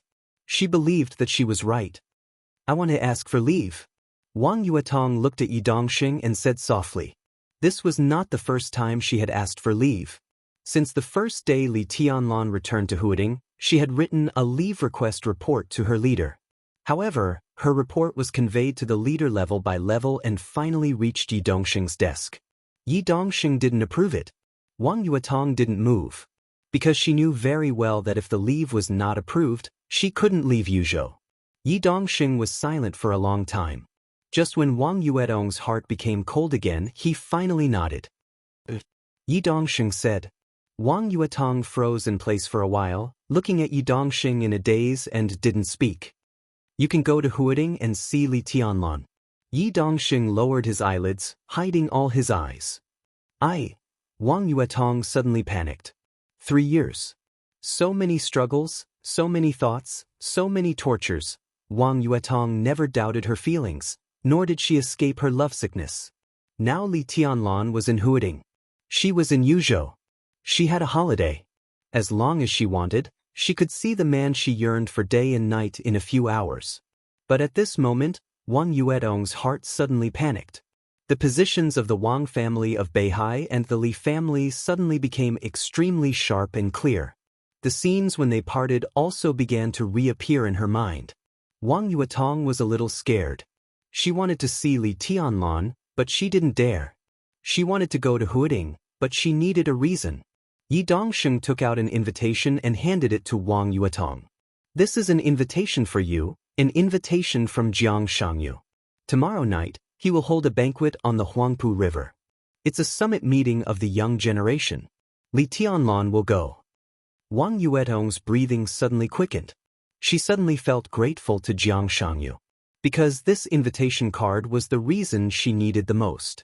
She took the invitation with trembling hands, suddenly bowed deeply to Yi Dongxing, and ran directly to the door. She staggered, not wanting to wait any longer. Your father asked me to tell you something. Yi Dongxing's voice sounded behind her, clear and steady. Don't think too lowly of yourself. At least in his heart, you are nobler than anyone else. Wang Yuetong's figure was slightly stiff. She thought of the increasingly poor father-daughter relationship with her father in the past few years. Wang Yuetong's heart ached, and she directly rushed out of Nanqing Temple. Li Tianlan stayed in the Sky Academy for nearly a week. He didn't return to the director's compound in Wudong New area until Li Beitian, Su Chu, and Ning Qianqing's injuries stabilized. Dongqing Rushi had been living here. Zhou Yuanshan had returned to Zhongyuan. Dongqing Qiuqi was still working and hadn't gotten off work. So when Li Tianlan came back, only Dongqing Rushi and the golden retriever were sitting in the living room. Dongqing Rushi was reading a book. The golden retriever was quietly lying at her feet, staring at the cartoon on TV. No one knew what it was observing. Seeing Li Tianlan come back, the golden retriever directly rushed over and hung on Li Tianlan. Dongqing Rushi also seemed a little happy. You're back. Li Tianlan nodded, caressed the golden retriever's head, and put it on the ground. He said, the first group of elites of the Deep Sea Academy has already arrived at the Sky Academy. I heard about it. Dongqing Rushi poured a glass of water for Li Tianlan. Her eyelashes fluttered gently, and her bright eyes sparkled with a little smile. She was a little shy, a little proud, and a little clear and soft. You seriously injured Gu Yunxia and defeated Song Ci. You're very powerful. Dongqing Rushi's voice was clear, and she said honestly, I can't defeat Song Ci. Song Ci is indeed very powerful. Li Tianlan nodded. Song Ci was actually not difficult to deal with in a normal state. But once she went all out with the martial arts elites of the Wang family of Beihai, the combat capability that erupted in an instant was almost unrivaled in the thunder-shocking realm. Although Li Tianlan defeated her, he would not belittle her. Dongqing Rushi sat next to Li Tianlan and naturally grabbed one of his hands and put it on her leg. Dongqing Rushi changed into a tight white jumpsuit today. Li Tianlan's palm could clearly feel the warmth and elasticity of her thigh through a thin layer of cloth. His heart jumped uncontrollably, and then he said as if nothing had happened, when are we going to meet them? We can go to the maneuver one day in advance. I'll be with you. Dongqing Rushi said honestly. Li Tianlan thought for a moment. Then shall we go to East Emperor Palace? Dongqing Rushi's eyes lit up. Before she could speak, The phone suddenly rang. Dongqing Rushi picked up the phone, looked at it, and said softly, "It's father." "You answer it?" "You answer it." Li Tianlan shook his head. The enthusiasm of the Dongqing clan always made him feel that he could not bear it. But after that night, Li Tianlan felt that there was less and less room for him to dodge. He subconsciously looked at Dongqing Rushi's small mouth. Red, full, gentle, it was a little jerky, but very flexible. Li Tianlan's body felt hot. He picked up the water glass in front of him and took a big sip. Dongqing Rushi felt Li Tianlan's gaze. She blushed, picked up the phone, and called Dad. "Rushi, are you with Tianlan?" Dongqing Wudi's voice was very soft. Dongqing Rushi said obediently, "He's watching cartoons next to me." Li Tianlan looked at the two funny bears on TV with a helpless face. Dongqing Wudi smiled with some relief. "Well, it's good to be together. You should get to know each other more." Dongqing Rushi said, "Dad, what happened?" Dongqing Wudi was silent for a while, and then said slowly, "Nothing, but in the final maneuver a month later, you should join East Emperor Palace. Tianlan has few helpers now." Dongqing Rushi nodded without hesitation. "I'll discuss it with him." Dongqing Wudi smiled and hung up the phone. "What's wrong?" Li Tianlan asked subconsciously, but when he turned his head, his eyes fell on Dongqing Rushi's small mouth instinctively. Dongqing Rushi couldn't bear it. When she thought of what happened that night, she suddenly became a little ashamed and angry. "What are you looking at?" Li Tianlan also felt that he was very wretched. He coughed awkwardly and said, "Nothing." "What did the marshal say?" Dongqing Rushi hesitated and finally shook her head. "Nothing, just chatting." She finally decided to do it herself. Li Tianlan felt embarrassed and didn't ask more. Dongqing Rushi suddenly leaned over and kissed him on the face, then sat next to him. Li Tianlan's body trembled, and he subconsciously glanced at her. "Your heart is beating fast, and your eyes are strange." Dongqing Rushi bit her lip. "It's daytime now, night." Li Tianlan's mind went blank, and the heat in his body almost made him lose his mind. He gasped a few times, suddenly reached out, lifted Dongqing Rushi's chin, and looked at her small mouth and was about to kiss it. A burst of cold, killing intent burst out from Dongqing Rushi in an instant. Li Tianlan froze and subconsciously loosened his palm. The clarity in Dongqing Rushi's eyes gradually disappeared, and she became confused, but the killing intent was getting stronger and stronger. There was a flash of thought in her eyes. Li Tianlan's face changed, and he narrowed his eyes. Now the one who woke up in Dongqing Rushi's body was undoubtedly Dongqing Yueshan. Dongqing Yueshan, whose eyes were a little confused, suddenly changed her face, and her beautiful face suddenly became red. She seemed to think of something, and her eyes suddenly became cold. That night, which made Dongqing Rushi extremely ashamed and angry, was completely an unbearable humiliation for her. What made her especially unbearable was the end of that night. Whether it was intentional or not, Li Tianlan actually got it on her face. Dongqing Yueshan's eyes suddenly became incomparably cold. She stared at Li Tianlan, and her delicate body couldn't stop trembling. "You, how dare you blaspheme me?" She looked at Li Tianlan with a face full of disbelief. Blaspheme? Just one word was enough to show how arrogant Dongqing Yueshan was. "I'm just spoiling my fiancé."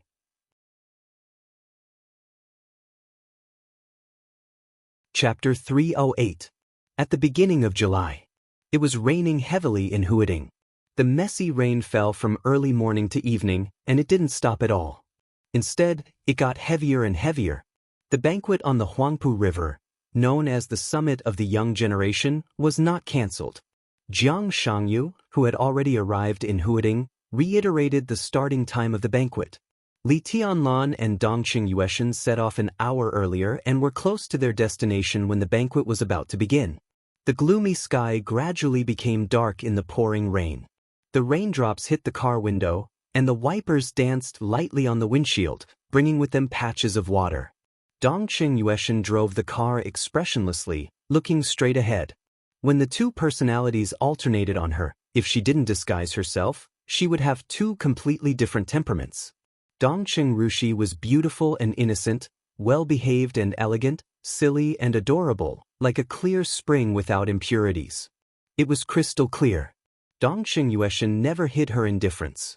It was a kind of indifference that rejected the whole world, with too many complicated melancholy and quietness. The same body, but the two personalities represented two completely different wills.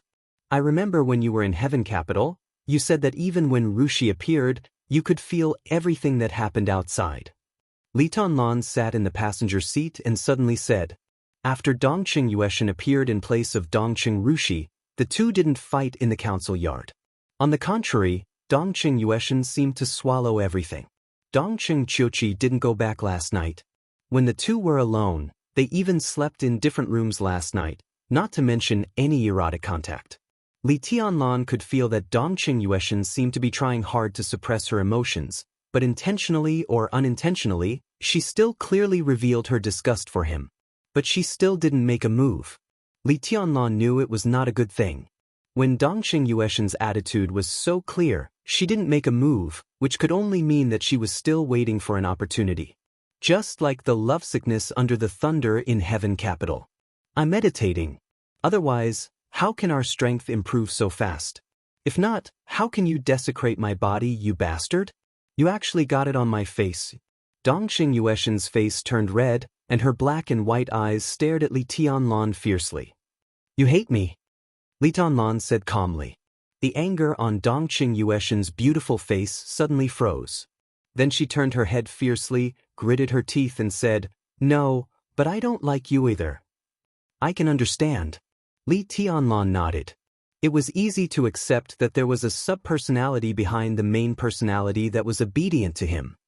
But Rushi is my fiancée. I don't think that level of contact is too much. She is your fiancée, and so am I. Dongqing Yueshan sneered and said, But are you going to fulfill the engagement? If you're willing to marry me, I'll let you do whatever you want to me. I can even accept more extreme things, but are you willing?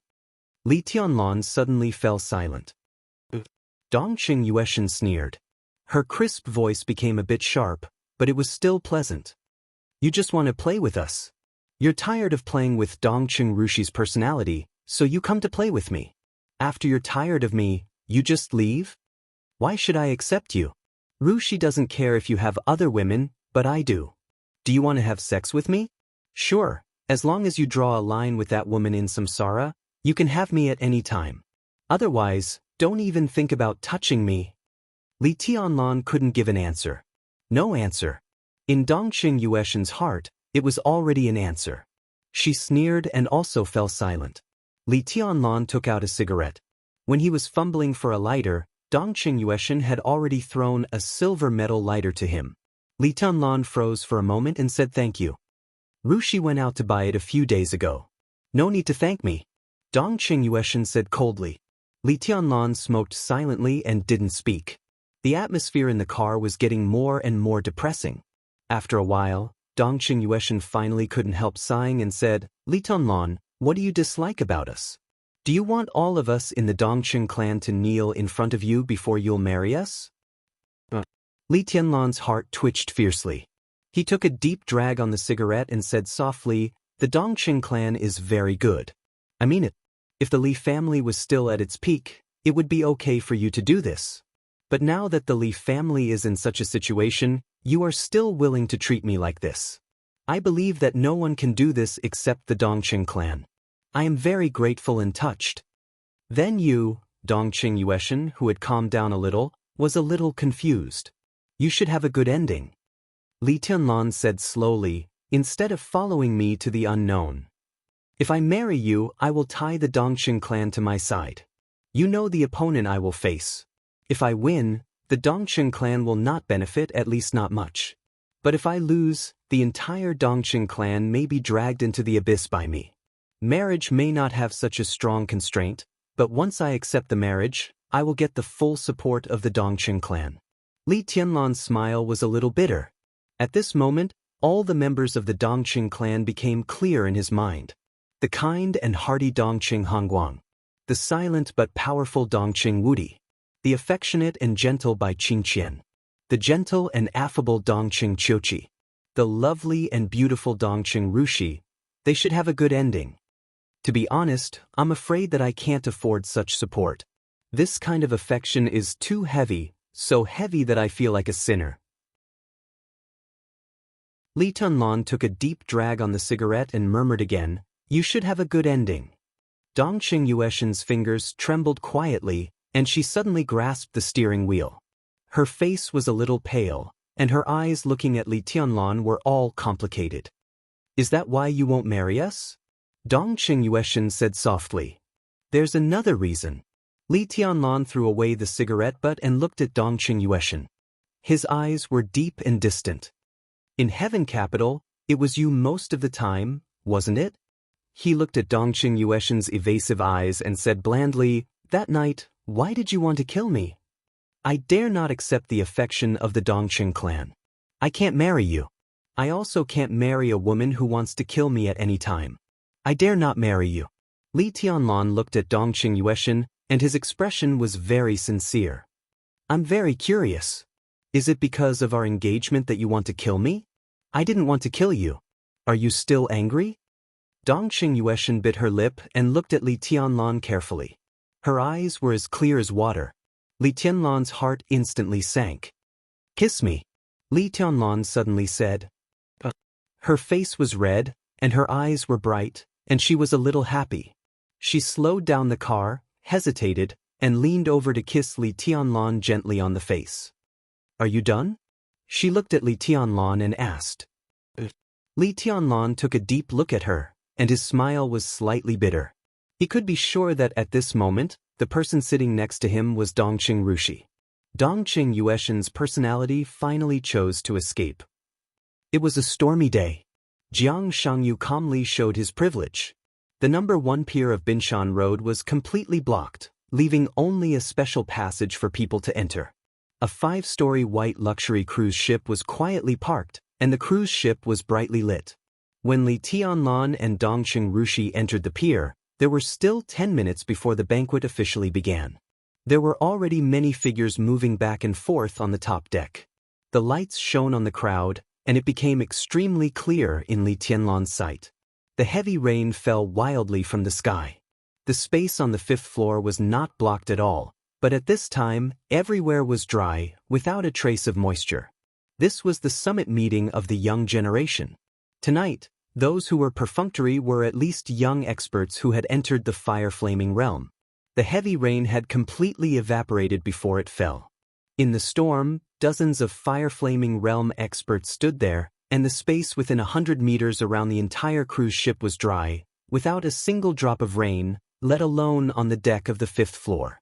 Li Tianlan didn't see Jiang Shangyu. He didn't see Gu Hanshan. But he saw Wang Xingxiao. At this time, Wang Xingxiao was standing in front of the railing with Song Ci, chatting with several young experts around him. Song Ci, who was gorgeous and almost flamboyant, still looked pale, but she was extremely energetic. Li Tianlan's eyes suddenly froze. In an instant, Wang Xingxiao's eyes swept over. Li Tianlan, Wang Xingxiao. Song Ci, Dongqing Rushi. 4 pairs of eyes directly collided in the air. There seemed to be a strange and suffocating atmosphere spreading throughout the cruise ship. Li Tianlan looked at Wang Xingxiao calmly. Wang Xingxiao's cold eyes with killing intent gradually faded. Finally, he smiled brightly and waved at Li Tianlan. "Let's go." Li Tianlan boarded the cruise ship. Dongqing Rushi obediently took Li Tianlan's arm. Today, she wore a long white dress, elegant, quiet, and beautiful like a fairy. The two walked side by side onto the cruise ship and went straight to the top floor. More and more people knew that Li Tianlan had boarded the cruise ship. Under everyone's different gazes, Li Tianlan and Dongqing Rushi went straight to the 5th floor. The two figures appeared at the top of the stairs. Everyone had different looks in their eyes. On the other side, Jiang Shangyu and Gu Hanshan had already walked over. Wang Xingxiao and Song Ci directly approached Li Tianlan. Most of the young experts with lower levels of martial arts were looking at Dongqing Rushi's hand holding Li Tianlan's arm, because this hand represented the attitude of the Dongqing clan. But the real top experts were looking at Li Tianlan. Wang Xingxiao's eyebrows twitched a few times. Gu Hanshan, who came over, raised his eyebrows slightly. Jiang Shangyu's eyes became deeper and deeper. The sword strike that Li Tianlan hit Gu Yunxia hard. The battle between him and Song Si had already become a video and spread all over Zhongzhou State. Several top young experts vaguely felt that there was something wrong with Li Tianlan in the battle state. But Li Tianlan, who appeared in front of them now, was normal and there was nothing wrong with him. No one knew what was going on, but at least no one would think that it was a problem with the video. Li Tianlan's eyes were looking at Song Si, at her pale face. "You recover quickly." Li Tianlan smiled and said blandly. He could roughly know Song Si's injury. Under normal circumstances, Song Si didn't even have the ability to get out of bed, let alone appear here. With her injury, it was very likely that she wouldn't be able to recover her combat capability within a month. But now, although she was still injured, her injury was almost healed. This kind of recovery speed was not in line with common sense at all. "I've always been in good health." Song Si took a deep look at Li Tianlan and said blandly, "I'll remember that sword strike. Next time, I won't let you succeed so easily." "Really?" Li Tianlan said blandly. "Do you think you still have a chance?" "As I said, I've always been in good health. I'll see you in the maneuver a month later." Song Si's tone was cold. Li Tianlan smiled and nodded, saying, "Your body is really good, and your vitality is even stronger." Song Si's face changed slightly and she snorted, "In terms of physical strength, I'm at least stronger than you." Li Tianlan's smile froze. He narrowed his eyes and said nothing. Seeing his expression, Song Si and Wang Xingxiao's eyes lit up almost at the same time. "I haven't seen you for 3 years, Your Highness." "Welcome to Qingshan, Your Highness." A clear laugh sounded behind Li Tianlan. Jiang Shangyu strode over. Li Tianlan turned to look at Jiang Shangyu. It was true that they hadn't seen each other for 3 years. The last time they met, Li Tianlan personally sent Jiang Shangyu out of Heaven Capital. He almost died in the dense forest of Heaven Capital.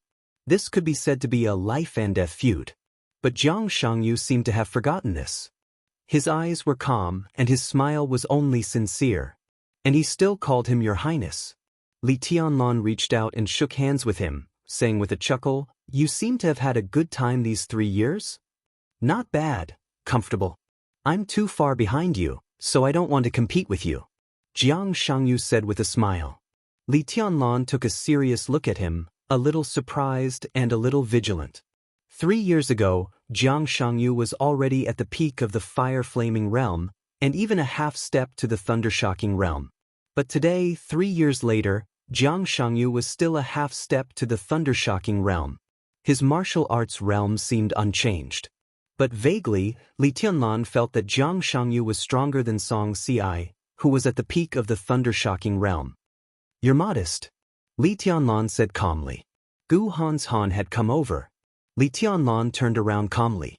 At the same time, the last guest of the party climbed the stairs of the 5th floor alone. Li Tianlan suddenly froze. The last guest, who seemed to be looking for something on the cruise ship, also froze in place. She was wearing a red off-the-shoulder dress, which made her skin look even fairer and more tender. She was wearing a pair of strappy high heels, and her tall figure seemed to be prouder. Her neat and capable short hair. Her beautiful face with some persistence and stubbornness, Li Tianlan's eyes drifted in a trance. Wang Yuetong. He didn't expect to see Wang Yuetong tonight. And it was Wang Yuetong, who was like a different person from 3 years ago. Wang Yuetong looked at Li Tianlan in a daze. The top floor of the cruise ship seemed to be quiet. Jiang Shangyu's expression didn't change, but a vague light flashed in his eyes. Under everyone's gaze, Wang Yuetong took a few steps forward on her own initiative. She walked up to Li Tianlan, and her watery eyes quickly glanced at Dongqing Rushi, who was holding Li Tianlan's arm. Then she took the initiative to speak softly. "Senior Brother Ton, are you okay?" Li Tianlan opened his mouth. His voice was dry, but he was extremely calm. "I'm fine. How about you?" "I'm not okay."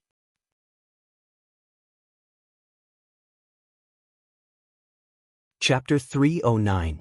Wang Yuetong's voice was low. But the sentence, "I'm not good," was said clearly and straightforwardly. Everyone could feel the emotions in these 3 words. Not only was there grievance, but there was also the loss after the deep love and persistence.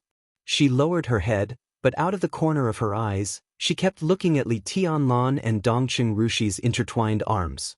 The light in Wang Yuetong's big eyes dimmed. Li Tianlan suddenly felt that his arm was a little hot. He subconsciously pulled his arm out of Dongqing Rushi's hand. This action was abrupt and stiff. Dongqing Rushi froze for a moment and looked at Li Tianlan with her clear eyes. Her confused expression made one's heart ache. It seemed that she couldn't react at all. She still held Li Tianlan's arm. But Li Tianlan had already pulled his arm out. Dongqing Rushi blinked. She seemed to want to say something, but in the end she just put down her hands silently. Wang Yuetong still kept her head down. Li Tianlan himself was also stunned. He looked at Wang Yuetong, who lowered her head, and then at Dongqing Rushi, who was a little confused. On their snow-white wrists, both of them wore the same exquisite lady's wristwatch. The only difference was the name engraved on the watch hand. At this moment, Li Tianlan suddenly hated himself very much. For the first time, he realized how indecisive he was when it came to relationships. He saw clearly the future of himself and the Wang family of Beihai, but he couldn't give up Wang Yuetong. He didn't want to owe the Dongqing clan too much, but he was reluctant to leave Dongqing Rushi. He had Qin Weibai, at least he used to have her, but he had been running away from the Samsara palace. At this moment, what should have been 2 people's melancholy became 3 people's pain. Only then did Li Tianlan realize that he was such a jerk in love. His hand moved. "I'm not good," Wang Yuetong repeated. Her voice was a little higher. Although she still kept her head down, she seemed to be a little more energetic. 3 years had passed. Separation is greater than reunion. Wang Yuetong never regretted meeting Li Tianlan, nor did she regret getting to know him. She loved him. However, during the 3 years when he was missing, Wang Yuetong, who had been clenching her teeth and persisting alone, was really tired. She hoped that Li Tianlan could say something. Even if it was just a word, a hug, or even just a touch of her head, any small gesture would make her feel that her persistence was meaningful. More and more people were gathering around. Li Tianlan, Wang Xingxiao, Gu Hanshan, Jiang Shangyu, Song Si, Dongqing Rushi, Wang Yuan. This was the true summit meeting of the younger generation. At this moment, the few of them were standing together, which meant that it was likely to be a grudge that would last for an entire generation. The atmosphere gradually became subtle. The storm ravaged the entire city. The neon lights in the distance shone on the surface of the water. The surging river twisted and blurred. The whole city was like an illusion. Only the cruise ship under his feet was incomparably real. Neither wind nor rain could invade it. It was like the only pure land. Dongqing Rushi bit her red lips. Although she was naive, she was not stupid. Standing beside Li Tianlan, she took a step back. No matter whether she felt wronged or resentful, she didn't want to embarrass him on such an occasion. A big, warm hand grasped her little hand. Li Tianlan breathed deeply. His expression gradually became cold and hard, becoming cold and cruel. He could feel the surging vitality in Wang Yuetong. It was hope and expectation, liveliness and longing. These emotions were too beautiful. Beautiful things would be broken. Just like what rose would eventually fall. Any beautiful future with too much fantasy and longing would eventually turn into despair. The Wang family of Beihai wanted to have a lasting legacy and be glorious for generations.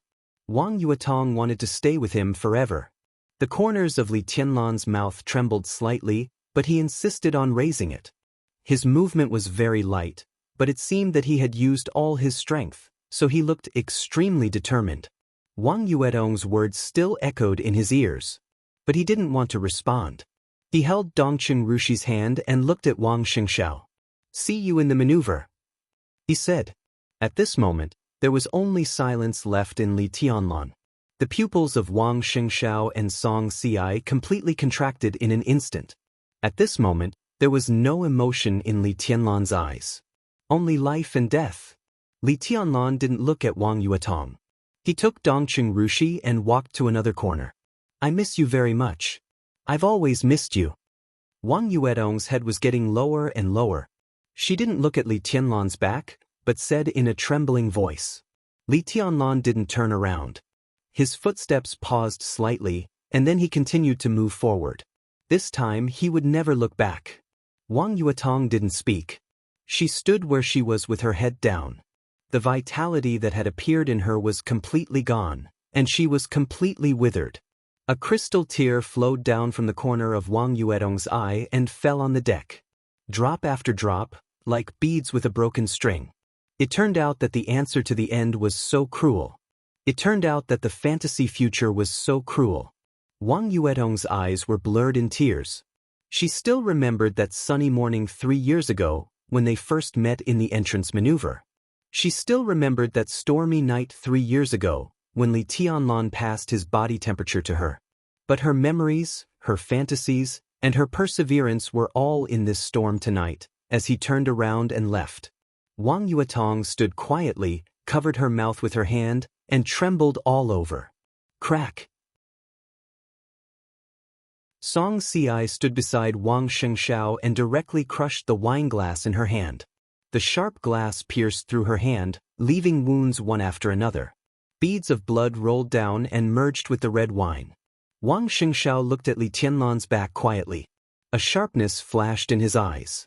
He took a step forward and was about to rush to Li Tianlan. Song Si calmly pulled his body. She threw away the broken wine glass in her hand, the red wine, and the blood on her hand. In a short time, the wounds on her hand caused by the glass had begun to heal. Song Si looked at Li Tianlan's back, and a touch of softness and appreciation quietly flashed through her silent eyes. Song Si whispered, even though it's cruel. Wang Shengshao took a deep breath. He barely suppressed the anger that had been out of control in his heart and walked stiffly to Wang Yuetong. Wang Yuetong didn't look up, just stood in silence. Let's go. Wang Shengshao said softly, a man like that is not worth it. Wang Yuetong didn't speak. All that flashed through her mind were the pictures of her and Li Tianlan. There were few pictures, but after they were fragmented, they were so complicated that they occupied every corner of her heart. Huading in early summer was still hot and dry even in the storm. The perfunctory young experts used their martial arts strength to evaporate the rain falling from the sky. Although the fire was not obvious, the temperature was rising sharply, as if they were in a furnace. Wang Yuetong felt very cold. This early summer was too cold. A piercing chill enveloped her body. She felt like she was in deep winter, like she was in the polar region, like she was in an ice cave. Her body was stiff because of the cold, like a statue. The wind and rain outside the cruise ship kept howling. Wang Yuetong's heart kept sinking with those fragmented pictures. It was like falling into the abyss forever. Li Tianlan took Dongqing Rushi to the corner on the top floor. The cruise ship was very big, so the corner was cold and quiet. There was no rain here. The rain evaporated by the heat wave turned into steam and rushed out of the cruise ship, mixing with the rain outside. Colorful halos appeared in front of Li Tianlan one after another. The halos were dazzling. So the large halos began to disappear. The scorching heat in the corner slowly dissipated and retreated. There was still no rain in the corner. Li Tianlan let go of Dongqing Rushi's palm and looked at the prosperous Huading in the storm night. Dongqing Rushi stood beside him obediently, but a small hand was quietly hidden behind her. Li Tianlan noticed her movement. She suddenly came back to her senses. Did I hurt you? He said softly. Dongqing Rushi shook her head subconsciously and said a little quickly, it's okay. She was not good at lying. Her big eyes blinked, and the small hand hidden behind her was shaking unnaturally. Are you unhappy? Dongqing Rushi stared into Li Tianlan's eyes and asked, is it because of me? Or because of her? Neither. Li Tianlan shook his head. He didn't know why. Because of standpoint? Because of fate? Because of choice? Or because of the future? These questions were big, and Li Tianlan couldn't give an answer. He was just unhappy. Dongqing Rushi walked over and gently pulled Li Tianlan's hand. She didn't know what to say, so she could only accompany him in silence. I'm sorry, Li Tianlan said softly. Did I make you unhappy too? Dongqing Rushi looked at Li Tianlan seriously. Her eyebrows and eyes were curved, and she showed a faint smile. I'm very happy when I'm with you. Li Tianlan looked at Dongqing Rushi. That elegant face was brimming with joy, pure and genuine. Li Tianlan suddenly took a step forward, held Dongqing Rushi in his arms, and kissed her red lips almost violently. His kiss was wild and rough. Dongqing Rushi opened her eyes wide in shock. The two stared at each other at the closest distance, and they could even see their own reflections in each other's eyes. It was so clear. An intoxicating blush quietly climbed onto Dongqing Rushi's face. She blinked her eyes and closed them gently. She also put her hands around Li Tianlan's neck and responded to his roughness in a somewhat jerky but extremely gentle way. The banquet had begun in the center of the deck not far away. Jiang Shangyu personally opened the champagne. The air gradually filled with the aroma of barbecue. Wang Yuetong still stood where she was, lonely and desolate. A voice suddenly sounded behind Li Tianlan with a smile. Yuetong is distracted by you, and junior sister Rushi is also so docile by your side. All the good cabbages have been taken by you. There are luxury suites downstairs. Do you need to arrange them for you? Dongqing Rushi, who had been completely immersed in it, was shocked. She pushed Li Tianlan's chest with her small hand, and the two suddenly separated. Dongqing Rushi's little face was red. She used to be as beautiful as a fairy, but now she had a kind of soul-stirring beauty. She hid her face in Li Tianlan's arms and held his waist tightly, as if she didn't want to look outside. Li Tianlan looked at Jiang Shangyu, who walked to his side. He didn't call him, Your Highness, this time. But the natural joking tone very casually narrowed the distance between them. Li Tianlan put his arms around Dongqing Rushi, looked at Jiang Shangyu, who almost died in his hands 3 years ago, and said indifferently, Are you envious? Envious, but not jealous. Jiang Shangyu said with a smile, If it's not mine, I don't want it. If it's mine, no one can take it away. Li Tianlan raised his eyebrows, only feeling that there was a hidden meaning in his words. What happened just now, although you seem a little ruthless, can still be explained. Jiang Shangyu handed Li Tianlan a cigarette and said meaningfully, You see, the princess is still standing there and hasn't moved. If you are willing to go over, is it meaningful? Li Tianlan said calmly, If I explain it, it will only make her more painful in the future. Of course it is meaningful. Jiang Shangyu said with a smile. If you can continue to entangle with her, it will be good for us. Because the Wang family of Beihai will not compromise and neither will you. This gives us a chance. Li Tianlan glanced at him. Me and Hans Han. Jiang Shangyu said indifferently. Li Tianlan lit the cigarette that Jiang Shangyu handed over. It seems that you have a good cooperation. You gave up the leadership of the 3,000 world. Are you willing to submit to Gu Hans Han? Not bad. Jiang Shangyu's smile didn't change. He was very shrewd. No matter how he felt inside, he always seemed to have a sincere and unquestionable smile on his face.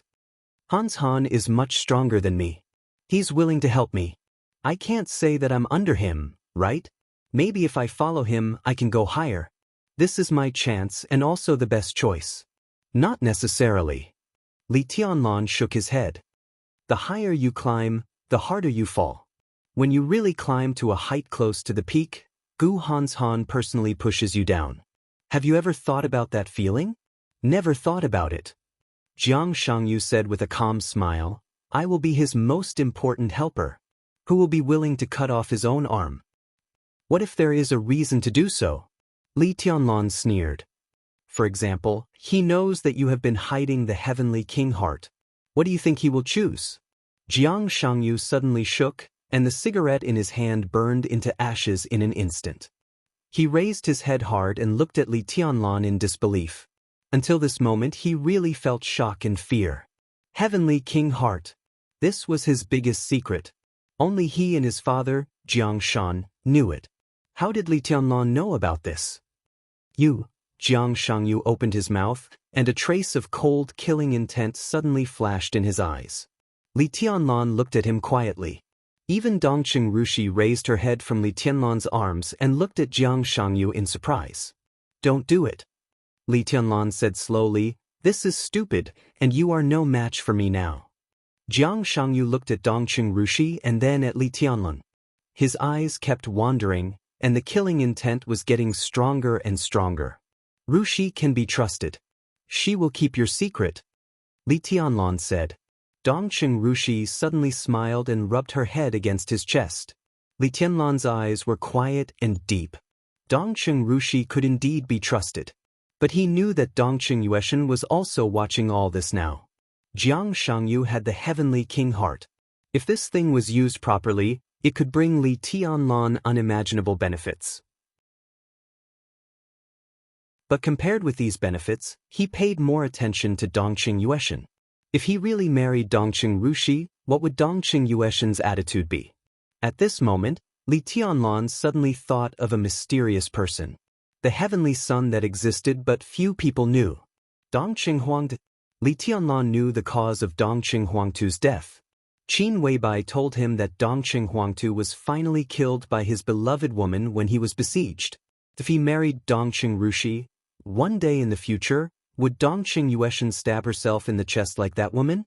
And the woman who killed Dongqing Huangtu that year, was it also because of the betrayal between different personalities? He had to test Dongqing Yueshan's true attitude. If the Lu family of Huading was the first bait, then the secret that Jiang Shangyu had the heavenly king heart was the second bait. Jiang Shangyu was still looking at Li Tianlan. Li Tianlan said that Dongqing Rushi could keep a secret, which meant that Li Tianlan could also keep a secret. "What do you want?" Jiang Shangyu narrowed his eyes and said faintly. His heart quickly calmed down. "Cooperation." Li Tianlan smiled. "At least our positions are not in conflict now. Don't deny it. You can't sincerely surrender to Gu Han's Han, and I also want to destroy Kunlun City. Simply from this matter, you are a pawn in my hand, and I can also be a pawn in your hand. No one will suffer." He paused for a moment, then continued, "And you came here tonight to talk to me about this, right?" Jiang Shangyu opened his mouth and said with a bitter smile, "But I didn't expect it to be so smooth." At this moment he suddenly felt relieved. The secret of the heavenly king heart was indeed enough to doom him eternally. But in Li Tianlan's eyes, he must have more important value. That was the basis of cooperation. And when Li Tianlan felt that he had no value, Jiang Shangyu was confident that he would no longer be afraid of Kunlun City and Li Tianlan. "I like to be honest," Li Tianlan said blandly, "and it's good for both of us."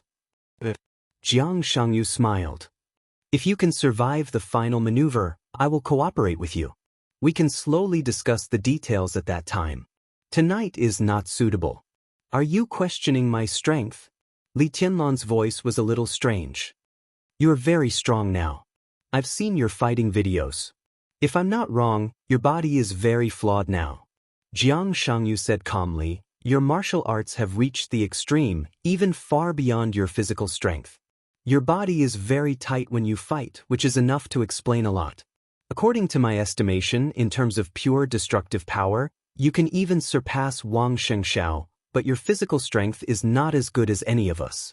Not to mention Wang Shengshao, even if Song Ci gives you a full blow, as long as she hits you, she can seriously injure you or even kill you." Li Tianlan looked at Jiang Shangyu and said thoughtfully, "But I don't think she can hit me. You can't not make mistakes. And even if you don't make mistakes, what if you are besieged?" Jiang Shangyu shook his head. He wanted to continue to say something, but suddenly found that the cruise ship was quiet. Jiang Shangyu turned around subconsciously, and his face suddenly became a little strange. In his sight, Wang Yuetong, who had been standing in the same place, moved. She saw Li Tianlan, and then without hesitation, she walked over step by step. Her footsteps were very light. But she was so brave. At this moment, Wang Yuetong had no dignity or pride, but she had an unprecedented courage and firmness. She could still move forward after being treated so coldly. This was courage in itself. For a moment, everyone was a little touched, including Li Tianlan. Wang Yuetong walked directly to Li Tianlan. Her eyes were red and swollen, but they were extremely firm. Dongqing Rushi hesitated, took the initiative to walk away from Li Tianlan's arms, and took 2 steps to the side. Li Tianlan took a deep breath. He looked at Wang Yuetong, his eyes calm and a little cold. Wang Yuetong came over, hesitated, and finally reached out and grabbed Li Tianlan's arm.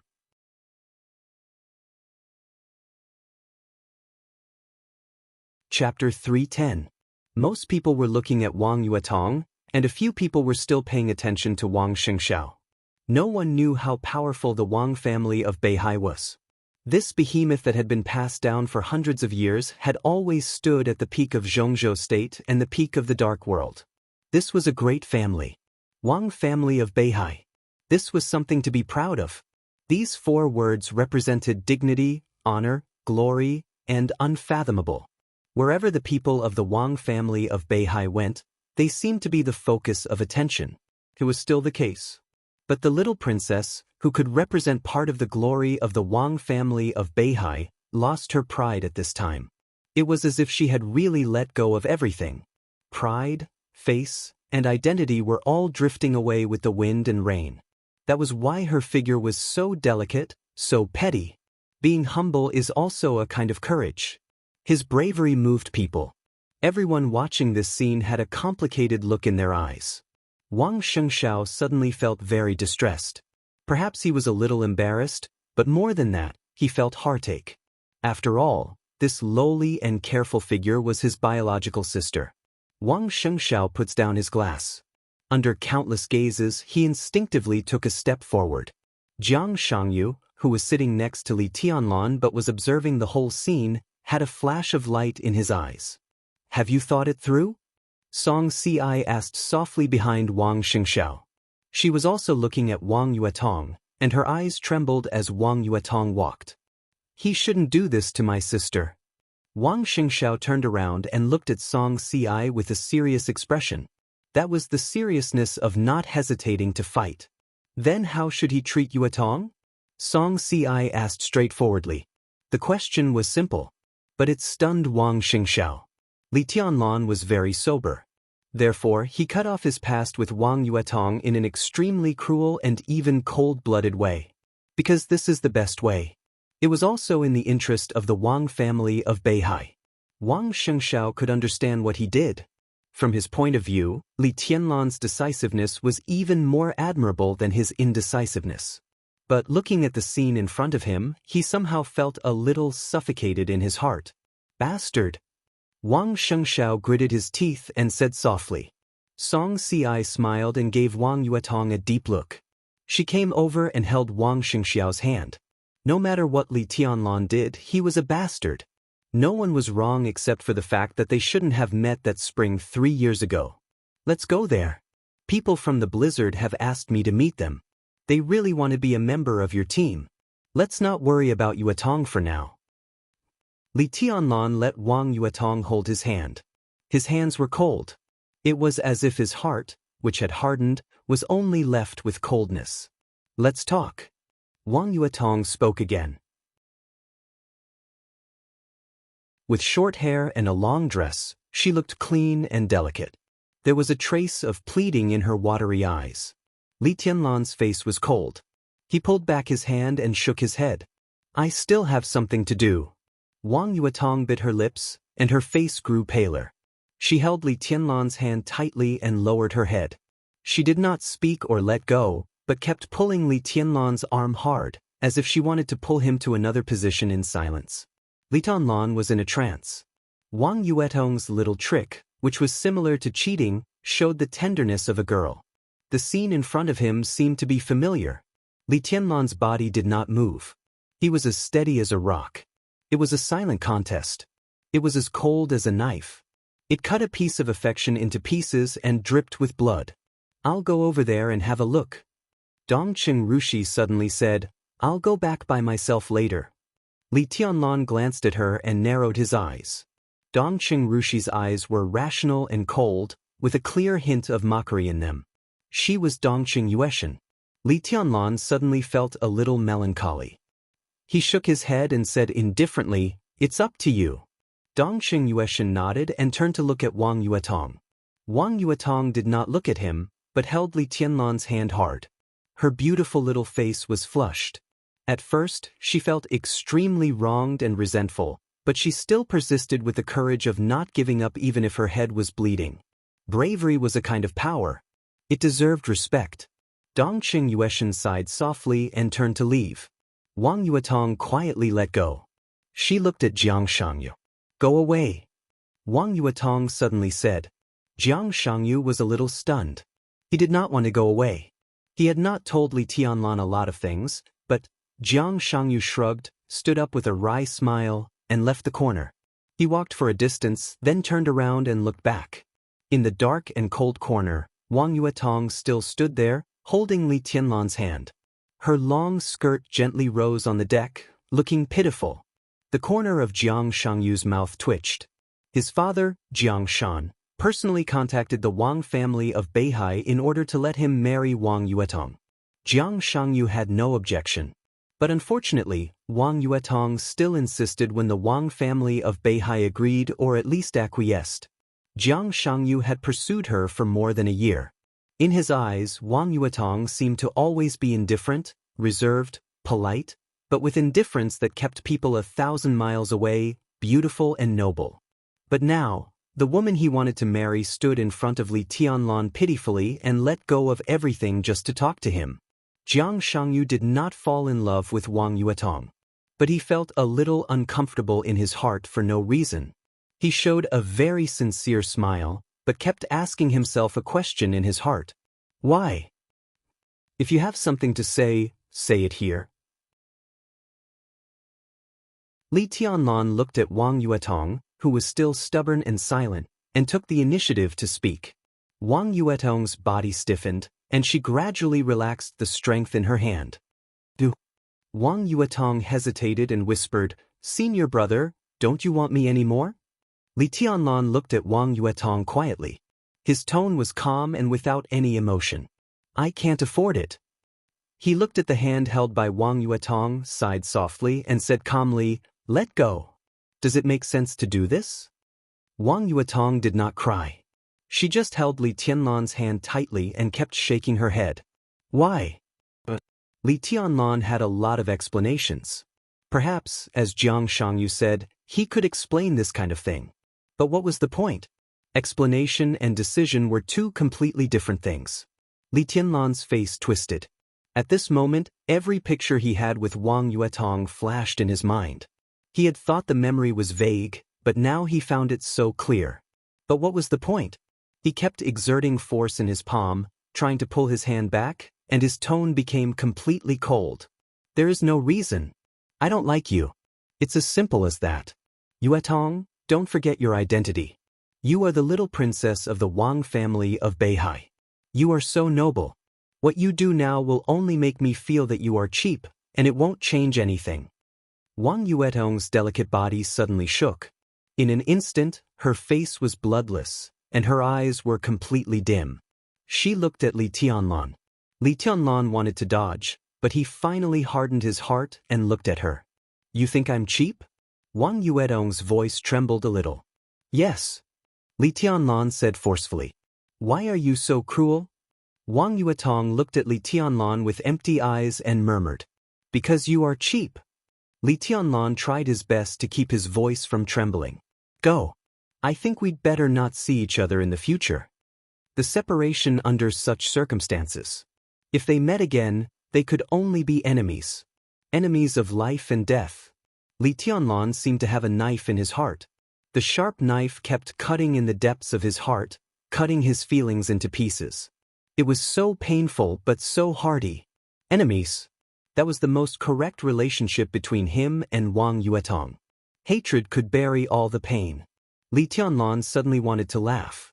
He kept his mouth shut and looked at the river attacked by the heavy rain in the night, with crazy eyes. Wang Yuetong finally let go of his hand. At that moment, Li Tianlan clenched his fists tightly. It directly pierced his palm and blood dripped. "Is this what you want?" Wang Yuetong asked calmly. She was no longer crying or trembling. It seemed that in a very short time, she had put away all her weakness. Yes, Li Tianlan said lightly.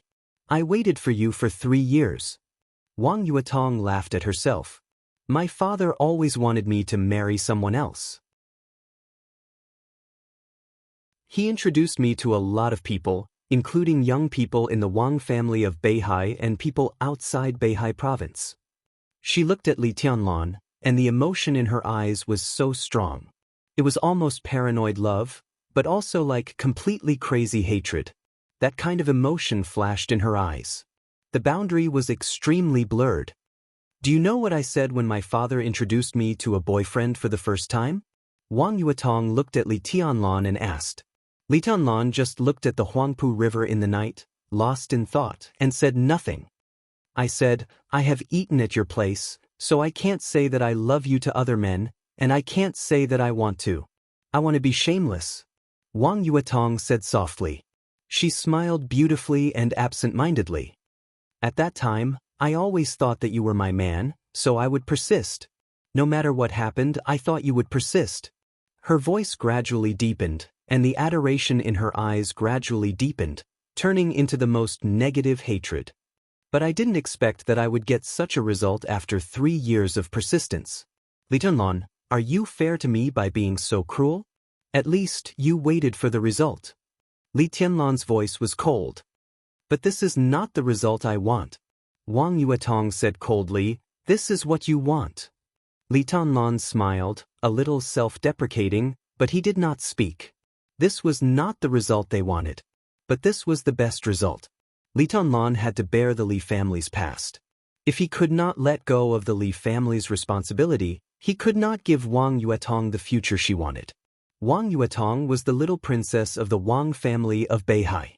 Ever since she was young, she had lived a life of luxury and was doted on by everyone. She had no responsibilities, no pressure. She was high and mighty. She was reserved and proud. She already had too much, so she was qualified to dream about her future and her life. Her life was too sweet and perfect. But life was bitter. Li Tianlan's life was even more bitter. His future was blood and bones, conspiracies and betrayals, wars and compromises, glory and death, hatred and resentment. On the opposite side of his future, the Wang family of Beihai might be the most important role. The future had been determined. What was the point of being entangled today? Li Tianlan could not say that it was all for Wang Yuetong's good. He was too ashamed to say that he was just sure that tonight's result was the best. Because if one day they were really enemies in the future, at least they would not have more pain and fetters. He stood up. Wang Yuetong subconsciously reached out her hand and grabbed him again. Walk with me, Wang Yuetong said suddenly. Her voice was completely calm. No matter what happens in the future, at least tonight, I want to give myself an explanation. She paused. But the sound of a broken heart rang clearly in her ears. After tonight we are enemies.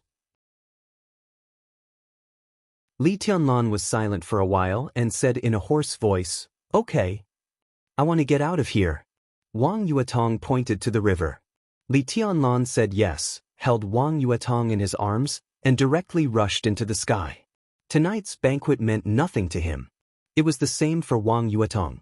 Everyone saw the two people rushing into the sky without saying goodbye. Jiang Shangyu's eyes flickered for a while, but he said nothing in the end. And in another corner, Dongqing Yueshan stood alone in silence, looking at the direction where Li Tianlan left with a complicated look in her eyes. She could feel everything tonight. She could also know Li Tianlan's indifference to Wang Yuetong. Because the Li family and the Wang family of Beihai were irreconcilable. Dongqing Yueshan suddenly heard a sentence. That was Li Tianlan's evaluation of the Dongqing clan. You deserve a good ending. Dongqing Yueshan looked at the night sky in a trance, and her mind seemed to be completely lost. The heavy rain by the river receded. Li Tianlan's figure landed. The curtain of rain quietly disappeared, turning into a pure land. He let go of Wang Yuetong in his arms. Wang Yuetong took the initiative to hold his arm very tightly. Li Tianlan walked forward in silence. The two snuggled together, like a couple in love. But at the end of the road, there was parting. I know you don't want me to be stuck between you and the family. Wang Yuetong whispered. Part of the reason, Li Tianlan said slowly, but I don't want to be stuck between you and the Wang family of Beihai. Since it's not suitable, don't force it. This was an unavoidable problem. At least for now, neither Li Tianlan nor Wang Yuetong was qualified to solve the problem. I dare to face it, Wang Yuetong said blandly, but you dare not. Her tone was a little mocking, but her arm around Li Tianlan was getting tighter and tighter. I didn't expect that the man I fell in love with would be a coward. Li Tianlan was silent for a while, and then said self-mockingly, your taste is really bad. Wang Yuetong suddenly stopped. She pulled Li Tianlan and forced him to stand in front of her. You really don't want me? She asked softly. Li Tianlan looked at her quietly and said blandly, we're over. Why is it over? Why are you doing this to me? Bastard. I don't want it to end. Why do you want it to end? I don't agree. I don't agree. Wang Yuetong directly broke out. She beat Li Tianlan's body crazily and cried bitterly. Finally, she rushed up and bit Li Tianlan's shoulder. Li Tianlan didn't move or fight back. He just held her in silence and let her vent her emotions. After tonight, all the feelings would disappear. Only hatred would be left. Wang Yuetong cried for a long time before she calmed down. From tomorrow on, we're enemies. She held Li Tianlan and whispered, if you can't kill me, sooner or later, I'll kill you with my own hands. Li Tianlan, I hate you. Li Tianlan gently patted her on the back. Kiss me again. Wang Yuetong raised her head in Li Tianlan's arms. She closed her eyes and whispered, from now on, we don't owe each other anything. Li Tianlan looked at her quietly. Wang Yuetong was very close to him, but so far away. He suddenly lowered his head and kissed her. Wang Yuetong put her arms around Li Tianlan's neck. Her movements were very serious, very jerky, and very wild. It was very fragrant and gentle, but with an almost desperate coldness. The heavy rain on the horizon gradually subsided. It was a long, long time. The two separated in silence. Wang Yuetong's body trembled slightly, and her cheeks were fiery red. She looked at Li Tianlan. The man she really fell in love with. Give up? Easier said than done. She still wanted to try again for the last time, even if it was a greater humiliation. So she clung to Li Tianlan tightly and said the most shameless words for the first time in her life. Her voice was very low and light, like the rainstorm that gradually stopped, fresh and misty. It's already very wet. In an instant, all the suppressed emotions of Li Tianlan completely collapsed. He suddenly growled and held Wang Yuetong in his arms. Li Tianlan's body leaned against a car. He tore open the locked door in a frenzy and got directly into the car. A leather shoe was thrown directly out of the car. There was an exclamation in the car whose door was destroyed. Wang Yuetong gently held Li Tianlan.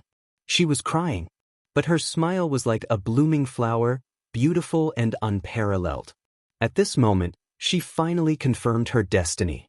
She got the man who owned her. It hurt, but she was very happy.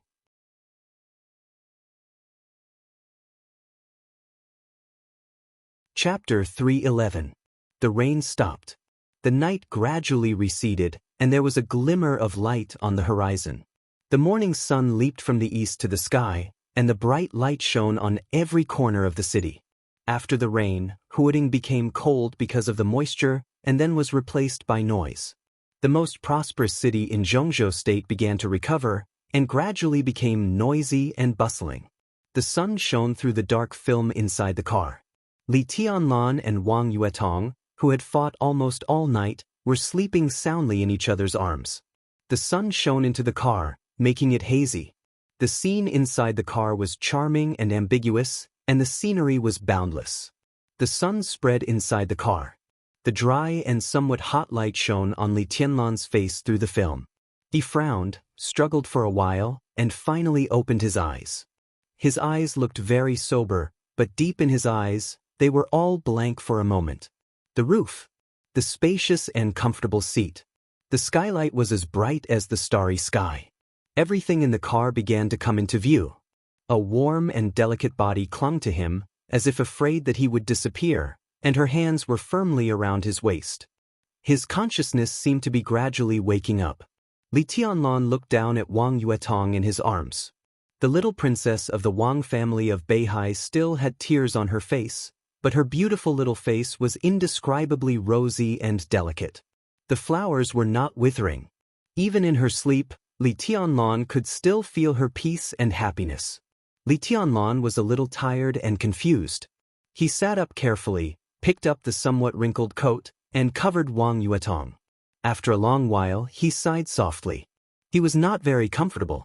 But after a confused and crazy night, the restless desire that had been piling up in his heart for 3 years gradually subsided, and the refreshment in his heart completely replaced the physical discomfort. Li Tianlan raised his head and looked out of the window. Outside the window, Huading was prosperous and bright. The sun was reflected on the Huangpu River, and the river was shining. The cruise ship was moving on the river, busy and quiet. Li Tianlan looked around. On the left side of the car were skyscrapers rising from the ground. Pedestrians hurried in and out of the buildings, which seemed to drive the rhythm of the whole city. In front of the revolving door of a silver building facing the car, a quiet girl was standing there with a folder in her arms, as if waiting for someone. The girl was dressed in a formal white-collar outfit. She was quiet and well-behaved, very attractive. Li Tianlan thought the girl looked familiar, but he couldn't remember who she was or where he had seen her. He subconsciously moved his body. As a result, Wang Yuetong, who was still asleep, also moved. She leaned over like a kitten and wrapped her arms around one of his legs. The insides of their legs were still stained with some blood. It was the purest dark red. Li Tianlan finally came to his senses. He reached out and pinched Wang Yuetong's face. Wang Yuetong's skin was so delicate that he couldn't bear to part with it. So he pinched it again and whispered, "It's dawn. Get up." Wang Yuetong slapped Li Tianlan's palm away in a daze and pouted subconsciously. "If we don't get up, we'll be surrounded. We're on the street now." Li Tianlan laughed. Last night's indifference and cruelty seemed to be gone with the storm, and his voice was very gentle. At such a close distance, he could clearly feel Wang Yuetong's body temperature. The warm touch kept repeating a fact. The little princess in front of him had changed from a girl to a woman. And she was a woman who completely belonged to him. She belonged to him. Wang Yuetong's eyelashes trembled slightly, and her charming eyes opened reluctantly. In the quiet carriage, the two looked at each other in silence.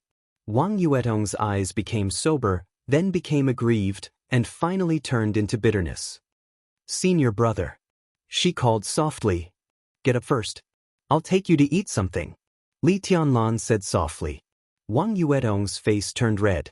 She moved her slender legs and suddenly snorted. Her ruddy face instantly turned pale. Li Tianlan subconsciously wanted to ask, but then he seemed to realize something and turned his head away awkwardly. "It hurts. You pervert, are you trying to kill me?" Wang Yuetong, who was pale, pursed her lips and hammered Li Tianlan. Li Tianlan was even more embarrassed. Last night's lively night was still vivid in his mind. Li Tianlan's madness surprised himself. He was like a beast tearing the prey under him and scrupulously. Wang Yuetong went from obedience, and then to resistance, but Li Tianlan's rude attitude did not change at all. He subconsciously looked at Wang Yuetong. Wang Yuetong's snow-white skin already had small bruises. Li Tianlan was a little embarrassed. After a long silence, he forced out a sentence, "It won't be like this in the future." "In the future?" A smile gradually appeared on Wang Yuetong's pale face. Her delicate eyebrows and small nose wrinkled, and she said fiercely, "There is no future. We are enemies in the future." She approached Li Tianlan with a snort and said lazily, "I'll kill you sooner or later." "In the future, you will be my woman," Li Tianlan said. His voice was calm and firm, as if he was making a declaration after careful consideration. Wang Yuetong slightly raised her eyebrows, and suddenly there was a kind of indescribable charm and naivety in her. This was a soul-stirring charm that only belonged to Li Tianlan. Li Tianlan gently held her in his arms. Wang Yuetong's body stiffened, and then she gently leaned on Li Tianlan, muttering to herself, "Tianlan, don't you think you are too domineering? When you don't want me, it's useless for me to beg you. Now you want me, but it's also useless for me to say anything. But it's my fault." Li Tianlan held her and gently kissed her ear. "Then you apologize to me." Wang Yuetong looked proud. "I'm sorry." Li Tianlan's attitude was extremely sincere. Wang Yuetong giggled and moved her body, immediately affecting the most tender part. She gently took a breath and rolled her eyes at Li Tianlan. Li Tianlan smiled gently and calmly. Wang Yuetong buried her small head in Li Tianlan's neck, rubbed her forehead against his chin, and whispered, "I really don't want to talk to you. I've waited for you for 3 years, and you treat me like this. Last night I said those shameless words. I've decided that if you still refused me last night, I would definitely kill you, and then I would die with you." Li Tianlan stroked her short hair and didn't say anything. "Don't call me cheap in the future. I don't like it." Wang Yuetong whispered. "I won't." "Well, you have to spoil me in the future, and you must be good to me." Okay." Li Tianlan quietly listened to Wang Yuetong chattering in his arms. It seemed that in one night, the old Wang Yuetong had come back. The former charm appeared completely on her. Her eyebrows and eyes were curved, and her voice was getting more and more cheerful. Li Tianlan had stopped thinking about what would happen to the Wang family of Beihai. The grievances between him and the Wang family of Beihai might be irreconcilable, but at the very least, Wang Yuetong should not bear them. Li Tianlan didn't know what would happen to him and the Wang family of Beihai in the future. But in the future, as long as Wang Yuetong didn't take the initiative to let go of his hand, he would continue to insist. His decision might be wrong. But wrong was wrong. Wang Yuetong, whose physical strength had been completely exhausted in last night's battle, began to struggle after a while. She kissed Li Tianlan on the face and said in a daze, "Tianlan, I'm so sleepy. Let's go get a room and let me sleep for a while." As she spoke, her hand began to fumble on the seat, and she muttered to herself, "Where is the key?" "Is it in?" Li Tianlan said casually, but halfway through he suddenly felt that something was wrong. Wang Yuetong also realized something. The two of them looked at each other and found that this was not their car at all. They didn't drive at all. Wang Yuetong finally recovered from her trance, resentment, and joy.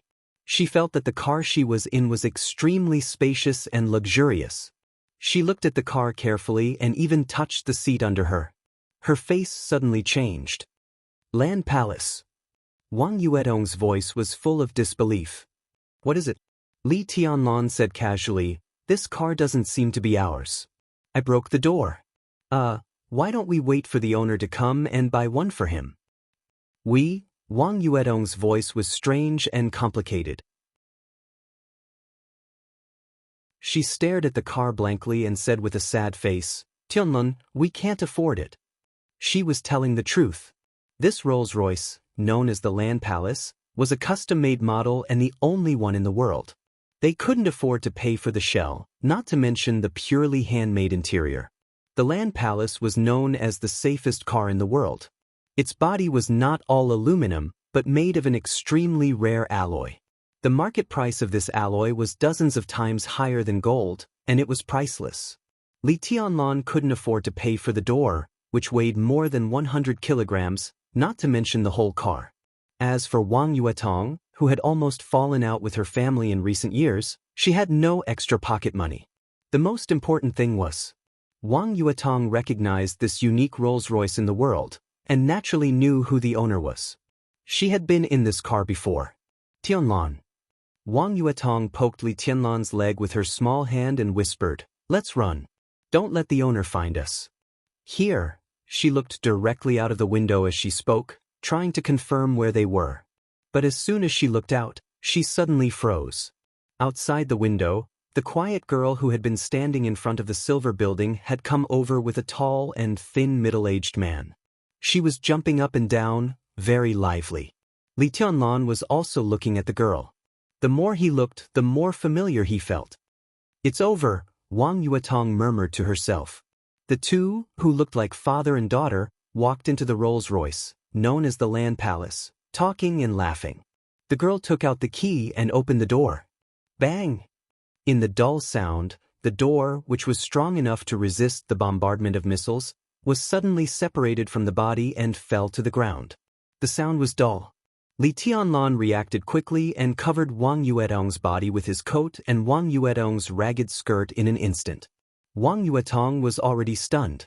At the same time, the father and daughter outside the car were also stunned.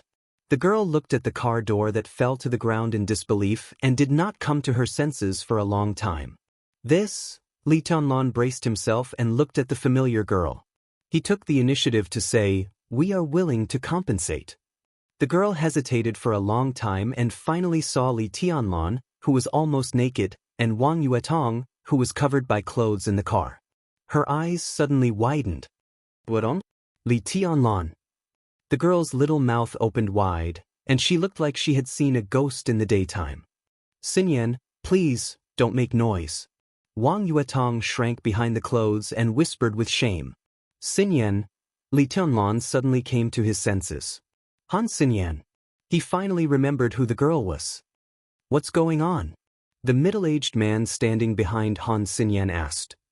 Han Xinyan stammered, "Dad, it's Yuetong and Li Tianlan inside." They are my friends."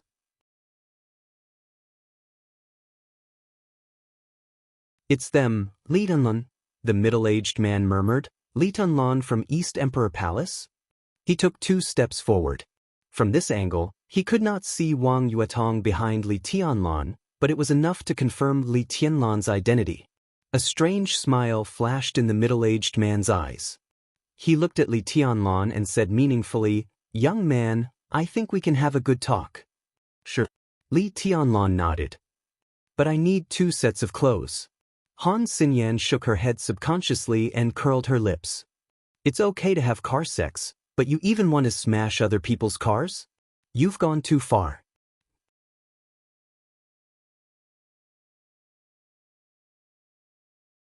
Chapter 312. The Flourishing Age building might not be the tallest building in Huading, but it was definitely the most imposing building in the entire Huading. The Flourishing Age building was 470 meters high. In terms of height, it was second only to the Huading Center building and the World Financial Center, even higher than the Oriental Pearl Tower. The building was designed by several famous designers at home and abroad. It was shaped like an irregular cube, but this irregular cube towered into the sky, looking magnificent and heavy, simply magnificent. This was the headquarters of the Flourishing Age Financial Group. The internationally famous or notorious Flourishing Age Fund was set up here. Li Tianlan, who had changed his clothes, sat quietly in the chairman's office on the top floor of the building. He looked at the middle-aged man in front of him who was on the phone with a solemn face. He was speaking English. Li Tianlan didn't understand a word. He had completely calmed down inside. The embarrassment had gradually disappeared, leaving only emotion. He didn't know whether he should feel good luck or bad luck. He tortured himself and Wang Yuetong at the same time. When their passion was completely out of control, he just opened the door of a car and destroyed the Han family's car. That was not all. The most painful thing was that after the battle, they didn't rush to leave the scene, so they were simply blocked in the car. Li Tianlan was not familiar with Han Xinyan. They only met once, and it was 3 years ago. But Han Xinyan seemed to have a good relationship with Wang Yuetong. The little princess of the Wang family of Beihai had gone to the opposite hotel to take a bath and rest with the help of Han Xinyan. Li Tianlan stayed and was taken to the top floor of the Flourishing Age building. Because Han Xinyan's father wanted to talk to him. Li Tianlan carefully observed the middle-aged man on the phone. He was tall and thin. Even though he was about to pass the middle age of his life, his face was still handsome. The most impressive thing about him was his aura. He was calm, strong, and sharp. That was a kind of unfathomable depth. The moment Li Tianlan saw him, he seemed to see countless conspiracies, cunning, blood, and darkness. This was Han Donglu.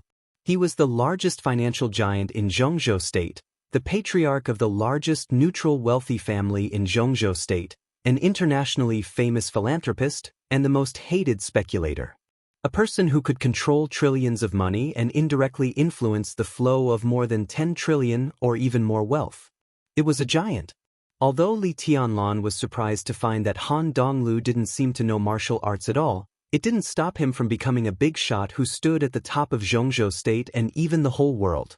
Even in Zhongzhou State, where there were many wealthy families, the rise of the Han family was a miracle among miracles. The Han family was not a rich and powerful family with a long history.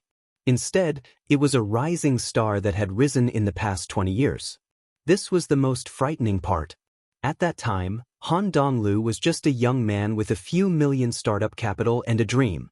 Over the past 20 years, he had participated in every turbulence in the international financial market, and he had staked everything on one throw each time. In that kind of sharp judgment similar to a prophet, the scale of the flourishing age fund continued to expand. Japanese yen market, Thai baht market, snow country ruble, star country USD, British pound, euro. The financial crisis that gave all the countries a headache became a feast for the flourishing age fund. Every time a financial crisis broke out, the scale of the flourishing age fund would expand dozens or even hundreds of times. Today's flourishing age fund no longer needed to wait for opportunities as it did in the beginning. As long as this financial monster wagged its tail, the whole of Southeast Asia and even the rest of the world would be plunged into a financial storm. This was the power that could push history and even change history. And such power was held in the hands of the middle-aged man in front of Li Tianlan at this time. Li Tianlan's heart was solemn and even a little awestruck. In front of the wide French window, Han Donglu finally hung up the phone. He put away the phone, walked to the sofa in the reception area and sat down. He smiled and said, "A friend's scientific research project has encountered difficulties. She hopes that I can use the channel of the Flourishing Age Fund to introduce some technology." Li Tianlan nodded. After a moment of silence, he said calmly, "Mr. Han, I'm sorry about what happened in the morning." If Li Tianlan was about to bite the bullet and say that he planned to compensate, but Han Donglu had already waved his hand first and said with a smile, "Young people, it's normal to be a little passionate occasionally. It's understandable." He looked at Li Tianlan, and there seemed to be wind and clouds in his deep eyes. "But I'm curious. How did you open the car door at that time?" Li Tianlan was silent for a moment and said indifferently, "I just opened it like that." A strange light flashed in Han Donglu's eyes, and then he chuckled. His laughter was almost bewitching and infectious, clear and generous. "Many people know that my personal strength is not outstanding, so I attach great importance to my safety." Han Donglu said flatly, "So I have a lot of bodyguards, and that car was specially made by me. The material of the car is a special alloy codenamed Ramon. The car door doesn't seem to change, but there are 6 locks working at the same time inside." His smile grew wider and wider. "You know what? That car door alone is worth 8 figures. I'm talking about US dollars. Of course, the price is not the point. The point is that ordinary people can't open that car door. I know you have wind and thunder veins, but I can tell you for sure that if it weren't for you last night, Wang Shengxiao from the Wang family of Beihai wouldn't have been able to open the car door either. So, young man, can you tell me how you did it?" Li Tianlan's eyes turned cold, and he said calmly and blandly, "Maybe Mr. Han's car door is broken, so I happened to open it." "That's a good reason." Han Donglu nodded. "It sounds true. I'm sorry." Li Tianlan's voice was calm. "It doesn't matter." Han Donglu shook his head. "It's just a door. It's not a big deal to change a car."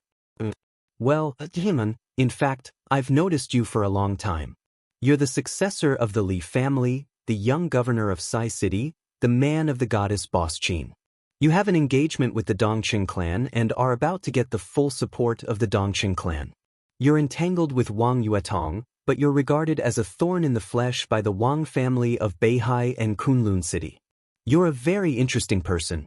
In my eyes, your future is full of opportunities and risks. Maybe you don't know, but when you first entered the Sky Academy, I wanted to talk to you." He took out a cigar and lit it.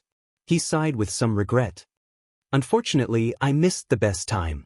What's the best time, Boss Han? Li Tianlan asked seriously. Both his sitting posture and expression were extremely solemn. For a giant like Han Donglu, even if he was really an ordinary person in terms of force, Li Tianlan would not look down on him at all.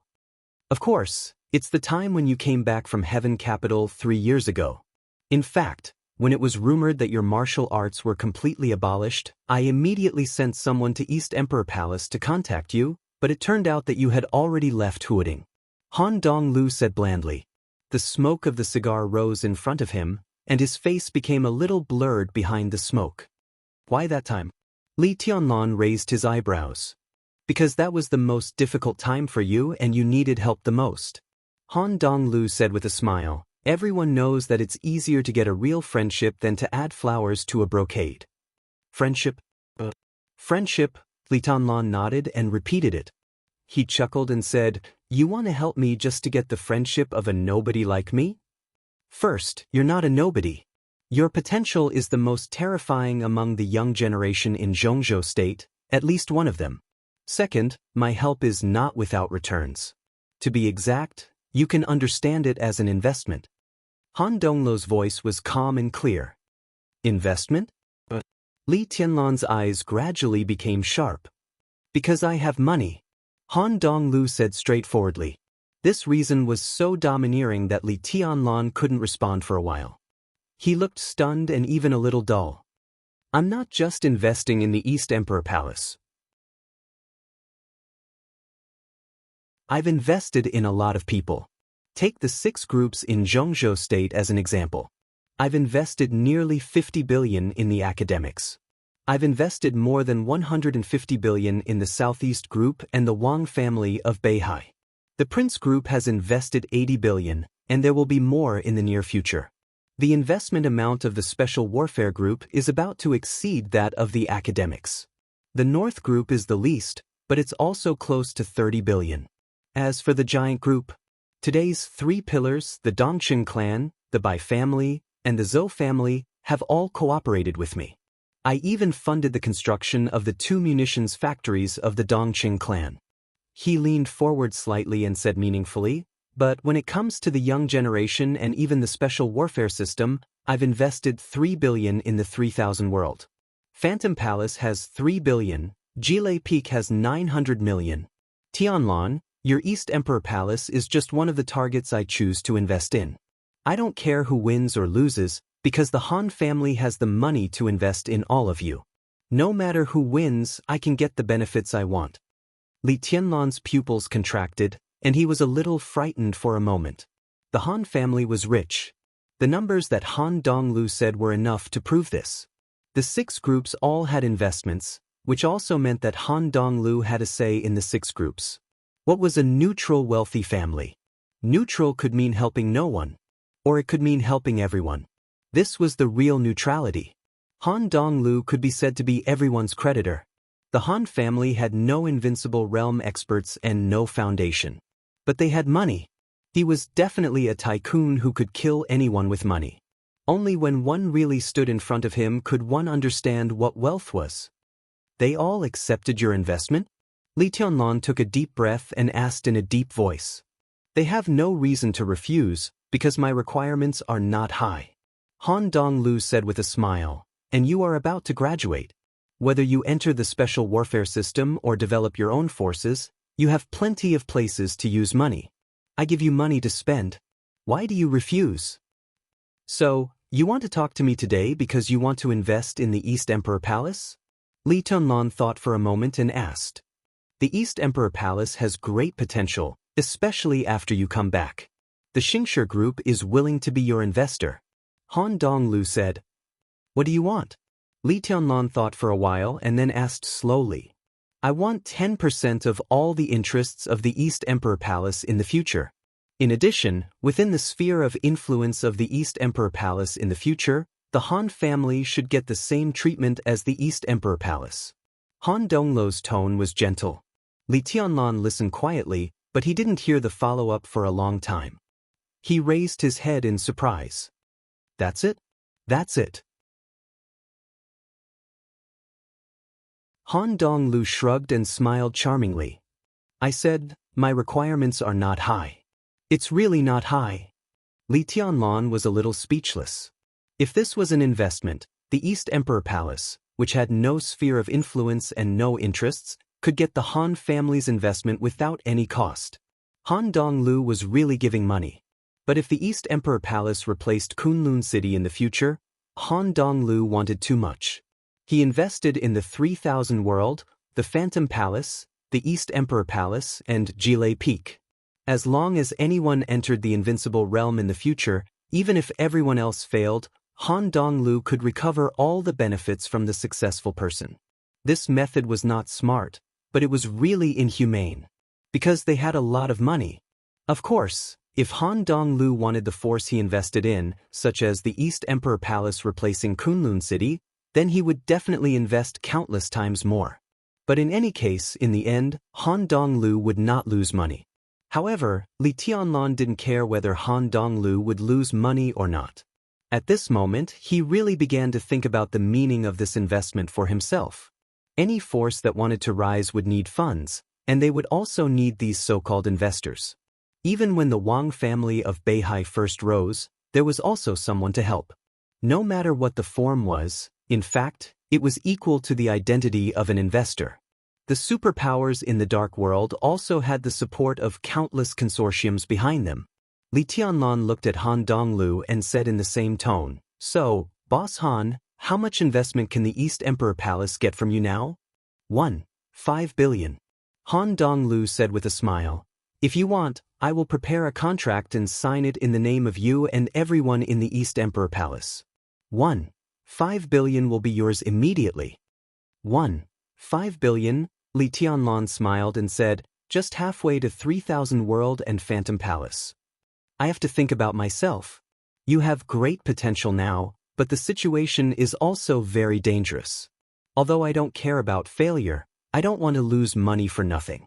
If you can win the final maneuver, I dare to give you 15 billion. Han Donglu said lightly, "In addition, if you want me to increase my investment, there is another way." Han Donglu looked at him with a smile. "As long as you marry Wang Yuetong or Dongqing Rushi, I can be sure of your future. At that time, the amount of investment will naturally be easy to negotiate." Li Tianlan looked at Han Donglu, who had a calm smile on his face, and suddenly said with a smile, "What if I marry Little Bai?" Han Donglu's palm trembled. "Not to mention 15 billion, I can give you 150 billion. Li Tianlan smiled and suddenly fell silent. "I can't marry them," Li Tianlan said lightly. He had no news of Qin Wei by now. Between him and Wang Yuetong, at least before he was strong enough to make others speechless, the Wang family of Beihai would never agree to let him marry Wang Yuetong. Wang Yuetong was his woman, but the Wang family of Beihai was still his enemy. "I can understand." Han Donglu said, "But Dongqing Rushi will be fine, right? According to the information I gathered, as long as you agree. Dongqing clan can even hold a wedding for you tomorrow." "I can't marry her." Li Tianlan smiled bitterly and rubbed his face. Han Donglu looked at Li Tianlan. His expression gradually softened as he smiled and said, "Is it because you don't want to owe me this favor?" His voice was gentle. Li Tianlan hesitated and nodded. "Me marrying Rushi is totally different from the Han family investing in the East Emperor Palace. I can't afford to owe them. They are indeed two different things." Han Donglu said, "But is it really as simple as you think? Perhaps you really don't want to owe this favor, but in Jianghu, there are many things that you can't decide." "What do you mean?" Li Tianlan suddenly looked up at Han Donglu.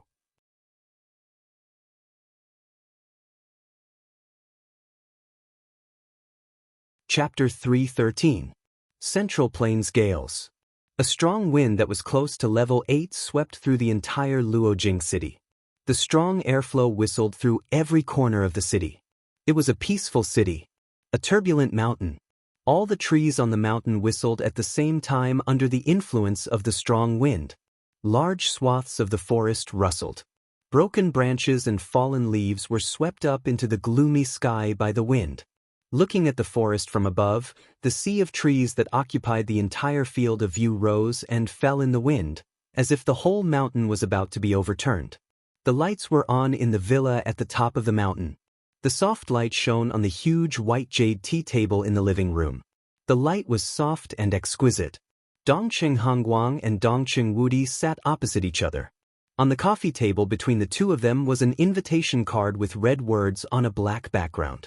It had a strong visual impact. The wind blew against the simple and complicated window frame, making a whistling sound. In the depressing and silent living room, Dongqing Hongguang and Dongqing Wudi quietly looked at the invitation on the tea table. They had been silent for a long time. It was an invitation jointly signed by the Sky Academy and the Deep Sea Academy. In the final maneuver of the two academies a month later, Marshal Dongqing Wudi, the current director of the Zhongzhou State Decision-Making Committee, the standing minister of the Army Headquarters, and the commander of the Border Control Corps, was specially invited to attend. In every final maneuver of the two academies, military giants like the Dongqing clan would receive invitations. But this time, the invitation letter on the tea table had a different weight than before. Dongqing Wudi narrowed his eyes and looked at the invitation, his eyes shining with a sharp cold light. The invitation letter arrived in the morning. It was not sent to the army headquarters in Yuzhou, but directly to the headquarters of the Dongqing clan. In less than 3 hours, Dongqing Wudi flew directly back to Zhongyuan from Yuzhou without even having lunch. Dongqing Wudi was still waiting. He was waiting for the information he needed. The final maneuver of the two academies was a major event in the entire Zhongzhou. Every time, countless big shots would come. During the last maneuver, a director of the decision-making committee, 2 military marshals, and Gu Qianchuan, the first elder of Kunlun City, were present in person. This batch of students, whether it was in terms of strength or status, far surpassed the previous batch. When the time came, the situation would be even more lively. The invitation letter was sent over. Regardless of whether he was going or not, he had to send a reply. Dongqing Wudi was waiting for replies from all sides. This was information, but it was not classified, so it was not difficult to obtain this information. Dongqing Wudi looked at the invitation in front of him in silence. The invitation was very thin, but how much weight it carried would depend on the replies from the various parties. The wind outside the window grew stronger. The strong airflow roared in the mountains, bringing with it a piercingly cold and ear-piercing sound wave. There was no rain in the Central Plains today, but the shrill wind made the Central Plains in early summer seem unusually cold. Dongqing Hongguang stood up and walked to the window, looking down at the undulating forest outside. Large swathes of leaves and branches rose and fell with the wind. As the gale passed through, it was a complete mess. The early summer of the Dongqing clan was vaguely bleak. The old man's tired sigh and his phone rang at the same time. Dongqing Hongguang turned around. Dongqing Wudi took out his mobile phone and answered the call. "Marshal, I found out." On the phone, Thunder God's voice sounded. In the Dongqing clan, Thunder God played the role of Dongqing Wudi's personal guard on the surface, similar to the chief guard. But in fact, he secretly controlled all the intelligence forces of the Dongqing clan and was one of the core figures. Dongqing Wudi hummed and said calmly, "How is it?" The wind outside the window grew more and more shrill. Dongqing Hongguang quietly looked at his son who answered the phone. In the sharp whistling sound, Thunder God's monotonous report was dull and clear. Dongqing Wudi's face gradually became dignified and gloomy. Thunder God spoke for a full 5 minutes. Dongqing Wudi listened silently all the time. Then he hummed and hung up the phone. Dongqing Hongguang came over and said in a tired voice, "How is it?" Dongqing Wudi frowned and thought for a while, then said in a deep voice, "There have been replies from all sides. Wang Tianzong and Gu Xingyun have confirmed that they will attend the maneuver of the two academies in person. In addition, representatives from major martial arts forces and major special warfare organizations will also attend."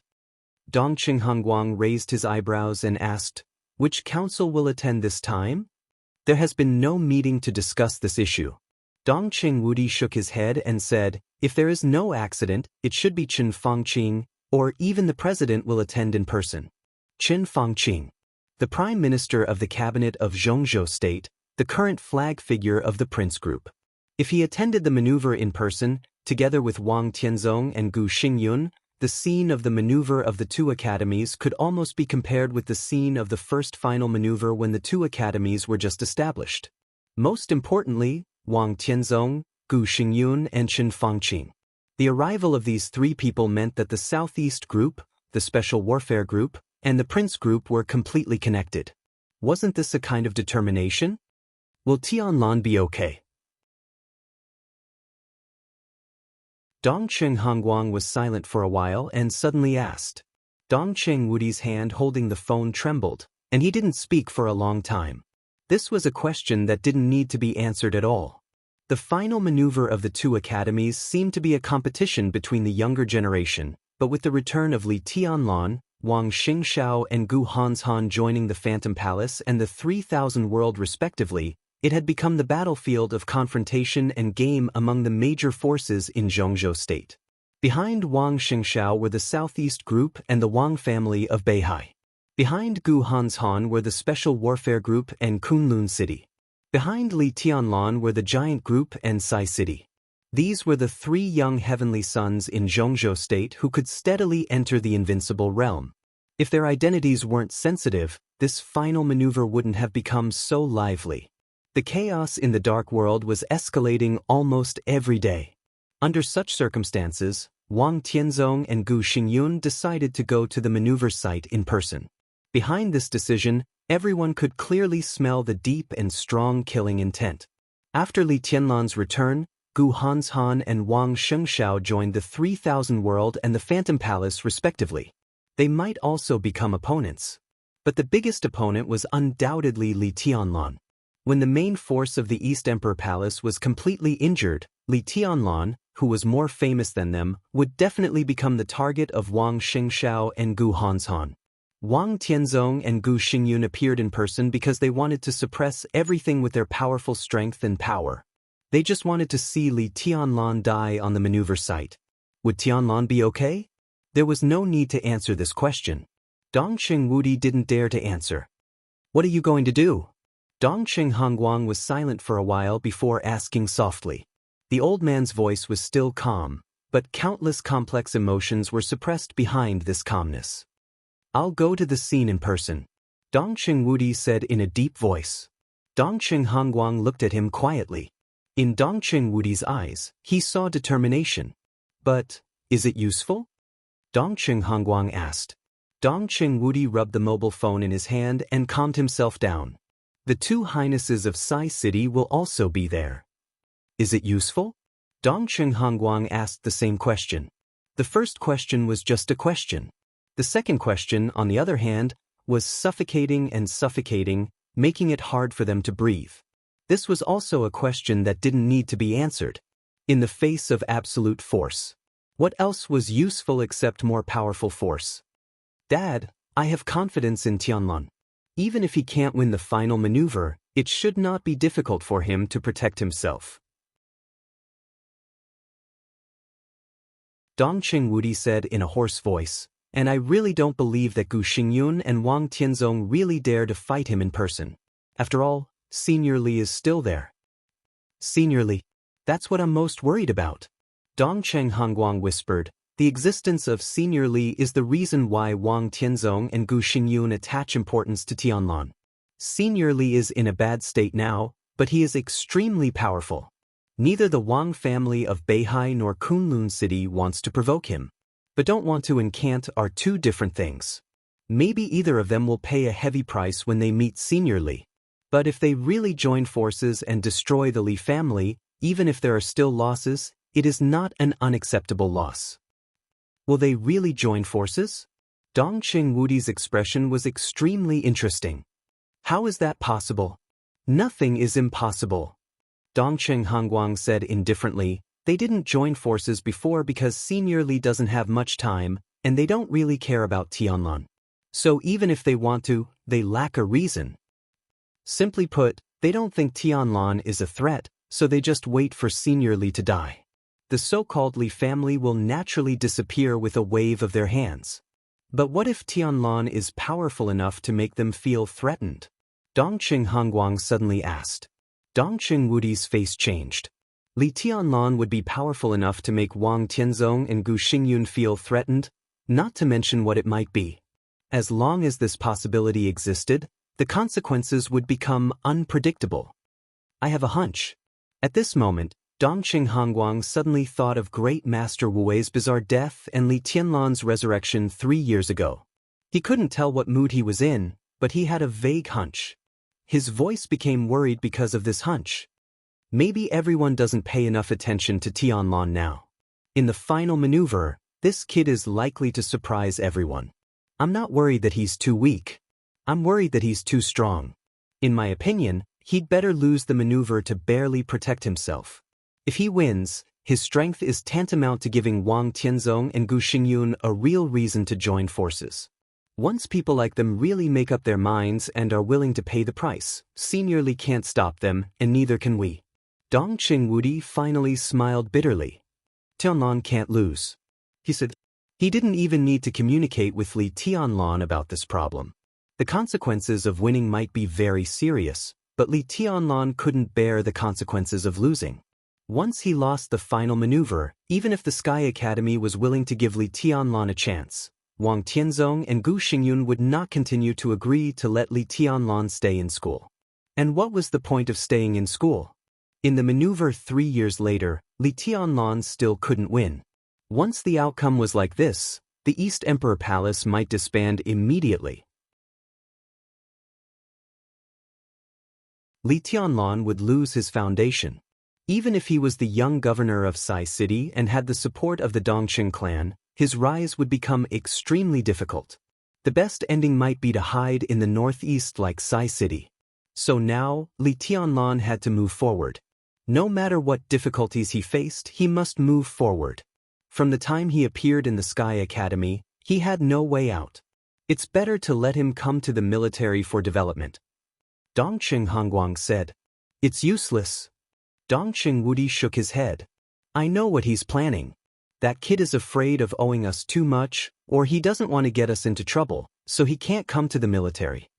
Dongqing Hongguang nodded and said, So I'll ask you again. What are you going to do? Dongqing Wudi's heart trembled, and he subconsciously looked up at Dongqing Hongguang. Dongqing Hongguang's eyes were calm and deep. In his eyes, Dongqing Wudi also saw determination. But Dongqing Wudi was a little hesitant. The phone rang again. A strange number appeared on Dongqing Wudi's mobile phone. He raised his eyebrows, picked up the phone and said hello. Marshal Dongqing? On the phone, a low and melodious male voice sounded, steady and calm. I am. Dongqing Wudi responded and said lightly, Who are you? I'm military counselor. The male voice on the phone chuckled. Military counselor, Samsara Palace. Military counselor. Dongqing Wudi was suddenly shocked and glanced at his father. He turned on the loudspeaker and forced himself to calm down. What's the matter? Not to mention military counselor, a super master of Samsara. After the final battle of Heaven Capital, Samsara Palace withdrew from Zhongzhou State. For 3 years, the Dongqing clan didn't even have contact with Samsara Palace. Palace master wants to borrow something from Marshal. Military counselor said in a gentle tone. Dongqing Hongguang and Dongqing Wudi looked at each other and asked, What is it? Palace master wants a batch of Mingi, about 20. I wonder if Marshal can bear to part with it? Military counselor's voice became lower and gentler. Mingi. It turned out to be Mingi. Dongqing Hongguang suddenly stood up. He stared at the phone as if he had seen a ghost. You have people in the Dongqing clan. Dongqing Wudi gritted his teeth, but he had already begun to filter the list of some core figures of the Dongqing clan's secret arsenal in his mind. Mingi was the latest research result of the Dongqing clan. It was not a firearm, but a liquid biological bomb. Its main effect was extremely corrosive and neurotoxic. It could be regarded as a biochemical weapon. A portion of Mingi was about 500 grams, but once it was detonated, it was enough to turn the area within a radius of nearly 100 meters into a dead zone. Even experts at the peak of the thunder-shocking realm could not stand for long in the explosive area of Mingi. The most important thing was that it had only been 2 months since Mingi came out, and it was still in the debugging stage. Few people in the Dongqing clan knew about it. Even Dongqing Wujin, who was currently developing a new generation of armor alloys, did not know the existence of Mingi. Mingi, a liquid bomb full of destruction and aesthetics of destruction, was the top technology developed by several weapons experts whom the Dongqing clan had painstakingly dug out for several years. How could Samsara Palace know the research results of the Dongqing clan so quickly? The list of several people who knew the existence of the Mingi bomb flashed through Dongqing Wudi's mind. In any case, they could not betray the Dongqing clan and leak such secrets. "Marshal, you misunderstood," military counselor said with a smile. "We just learned about it by accident, so we took the liberty to borrow some." "Marshal, don't worry. Samsara Palace can be enemies with anyone, but we will always be friends with the Dongqing clan." Dongqing Wudi took a deep breath and forced himself to calm down. He stared at the phone for a long time, and then slowly said, "Why should I lend you Mingi? There are about 20 portions of Mingi in the Dongqing clan's inventory now." "For Li Tianlan's future," military counselor said in a very soft voice. The reason was simple, but it was sufficient for Dongqing Wudi to refuse. His face changed. After a long time, he sneered and said, "Does Tianlan have a future?" "Of course." Military counselor's tone was firm. "There is no doubt about that." "Really? What if Gu Xingyun and Wang Tianzong want to take action in person at the scene of the final maneuver? When the time comes, will your palace lord lend a hand?" Dongqing Wudi sneered. Military counselor was silent for a while. After a long time, he said calmly, "Marshal, don't worry. Tianlan will be fine. Even if Wang Tianzong and Gu Xingyun want to take action, they have to have a chance. I can't tell you more. I can only say that Mingi is very important to our plan and the future of Tianlan. If you are willing to give up Mingi, I will send someone to the Dongqing clan to get it in 3 days." Military counselor finished quietly and hung up the phone without waiting for Dongqing Wudi's reply. As soon as the phone was hung up, it rang again, and the connection was very urgent. Dongqing Wudi didn't even have time to communicate with Dongqing Hongguang. He looked at the number angrily and immediately answered it. "Marshal?" "Marshal?" On the phone, a stuttering voice sounded because of excitement. "What's the matter?" Dongqing Wudi was a little surprised. Secretary Bai is here." There was a deep breath on the phone. "They have gone up the mountain. You should answer it." "Is it Qingqian?" A touch of loneliness flashed in Dongqing Wudi's eyes. "Yes, it's 2 secretaries Bai. Both are here." Dongqing Wudi didn't react for a moment. He was just about to ask where the 2 secretaries Bai came from when Dongqing Hongguang's face suddenly changed. "2 secretaries Bai? Bai Zhanfeng?" The voice on the phone was clear and straightforward. "It's Governor Bai." Dongqing Hongguang and his son changed their expressions at the same time. They looked at each other, put on their coats, and walked straight out of the villa. The wind was howling on the top of the mountain. In the sight of the father and son, a black Audi with a Yuzhou license plate was slowly going up the mountain along the mountain road. 2 secretaries Bai, Dongqing Wudi and Dongqing Hongguang both looked bitter. They all knew who was coming this time. There were only 2 secretaries Bai in the whole Bai family. One was Bai Qingqian, the #1 figure in Guangdong province. The other was Bai Qingqian's father, a member of the decision-making committee of Zhongzhou State and the top leader of Yuzhou, Bai Zhanfeng. He was Dongqing Hongguang's old friend and Dongqing Wudi's father-in-law. In their memory, Bai Zhanfeng seemed to have only been here once in the past 20 years, when Dongqing Rushi was just born. Later, with the complete break between Bai Qingqian and the Dongqing clan, the relationship between the Bai family and the Dongqing clan became less and less. Now, except for advancing and retreating together in politics, they had almost cut off contact in private. Now the patriarch of the Bai family came to Zhongyuan in person. Although it was silent, Dongqing Wudi could clearly feel that the other party came with bad intentions. The Audi went up unhurriedly in the cold mountain wind. It finally stopped in front of Dongqing Hongguang and Dongqing Wudi. Dongqing Wudi wanted to open the door himself. But Dongqing Hongguang, who looked a little unnatural, took a step forward and opened the door of the Audi himself. Bai Qingqian, graceful and noble, walked out of the car briskly. Her bright smile seemed to illuminate the gloomy sky and dispel the wind for a moment. "Dad, what are you doing? If others see it, they will think I'm not filial. Wudi will definitely scold me at night." Bai Qingqian stood in front of Dongqing Hongguang in a clean and tidy lady's suit. Her face was ruddy, and she seemed a little embarrassed. Dongqing Hongguang suddenly froze in place. He seemed to have lost all reaction. He just quietly looked at Bai Qingqian, who was smiling gently and obediently in front of him. Such a daughter-in-law was very strange to him, but also very familiar. This was Bai Qingqian 20 years ago. This was Bai Qingqian before she broke with the Dongqing clan. At that time, she and Dongqing Wudi loved each other and treated each other with respect. She was well-behaved and gentle, and she was the most popular young mistress of the Dongqing clan. Dongqing Hongguang was in a trance. At this moment, the haze of more than 20 years seemed to be like a dream. "Old leader, long time no see." A gentle voice sounded in Dongqing Hongguang's ear. Dongqing Hongguang suddenly came to his senses. In front of him stood a little old man in ordinary clothes. The old man was a little short, with some faint age spots on his face. He wore ordinary clothes and had no aura. He looked like an ordinary old farmer who lived on 2 acres of land. But no one in the whole Zhongzhou state dared to look down on this little old man. In the past 20 years, Bai Zhanfang had been elected as a member of the decision-making committee for 4 consecutive terms and occupied the position of the top leader of Yuzhou for 15 years. Although Bai Zhanfang had never advanced, he had never retreated. He was getting stronger and stronger. In 15 years, his influence had penetrated all aspects of Yuzhou. In private, Bai Zhanfang even had the nickname of Lord of Yuzhou, which was enough to show the horror of the old man. Dongqing Hongguang smiled bitterly, held Bai Zhanfang's hand tightly, and said with emotion, "Zhanfang, how long has it been since we last met? Why do you suddenly want to come to Zhongyan this time?"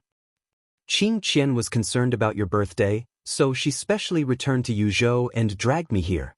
She wanted to choose a birthday present for you. In order to choose a birthday gift for you, she went around in Yuzhou for 3 days before she found one that satisfied her. This year is your birthday, so I have to come to congratulate you in person." Bai Zhanfang said with a smile. "All right." Bai Qingqian took 2 steps forward and gently took Dongqing Wudi's arm in surprise. She said with a smile, "We're family. Don't stand outside and be polite. It's windy. Let's go inside and talk." She looked at Dongqing Wudi, who was still a little dull, and said with a soft smile, "Is there any food at home? I'll cook something delicious for you and Dad tonight. I'll be at home these days, and I'll go back to Guangzhou in a few days." Dongqing Wudi quietly looked at his wife, who seemed to be in the past. Bai Qingqian's performance was gentle and natural. But there was only calmness deep in her eyes. Dongqing Wudi's heart kept sinking again and again. "Qingqian," he opened his mouth. Bai Qingqian suddenly shook her head and said softly, "Don't say more. You know why I'm here, and I know what you're going to say. In that case, don't say it, lest you ruin everyone's mood." She took Dongqing Wudi into the villa. Her body was soft and warm. But Dongqing Wudi suddenly felt that the air around him was piercingly cold, and the coldness went deep into his bone marrow little by little, almost making him unable to breathe. "I'm a useless woman, but I always want to do something. Although I don't know the final result, as long as I do what I should do, it's enough."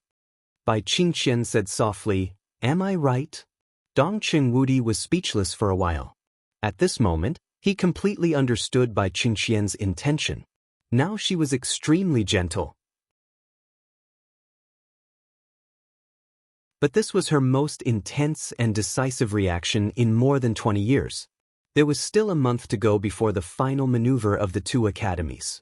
When Li Tianlan's future was uncertain and his life and death were uncertain, she came to the Dongqing clan in the most gentle and filial manner. Such a gesture might be a new beginning. It might also be the most thorough end. Dong Chengwudi looked at Bai Qingqian. Bai Qingqian's posture was elegant. Dong Chengwudi saw madness. She was weak but strong enough to burn everything. At this moment he completely understood. If something happened to Li Tianlan a month later, Bai Qingqian would not ask why at all.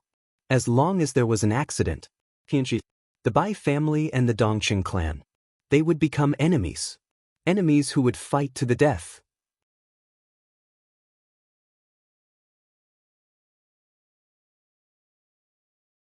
Chapter 3:14. Summer solstice loved flowers and plants. As the hostess of the Wang family of Beihai, summer solstice rarely appeared in public.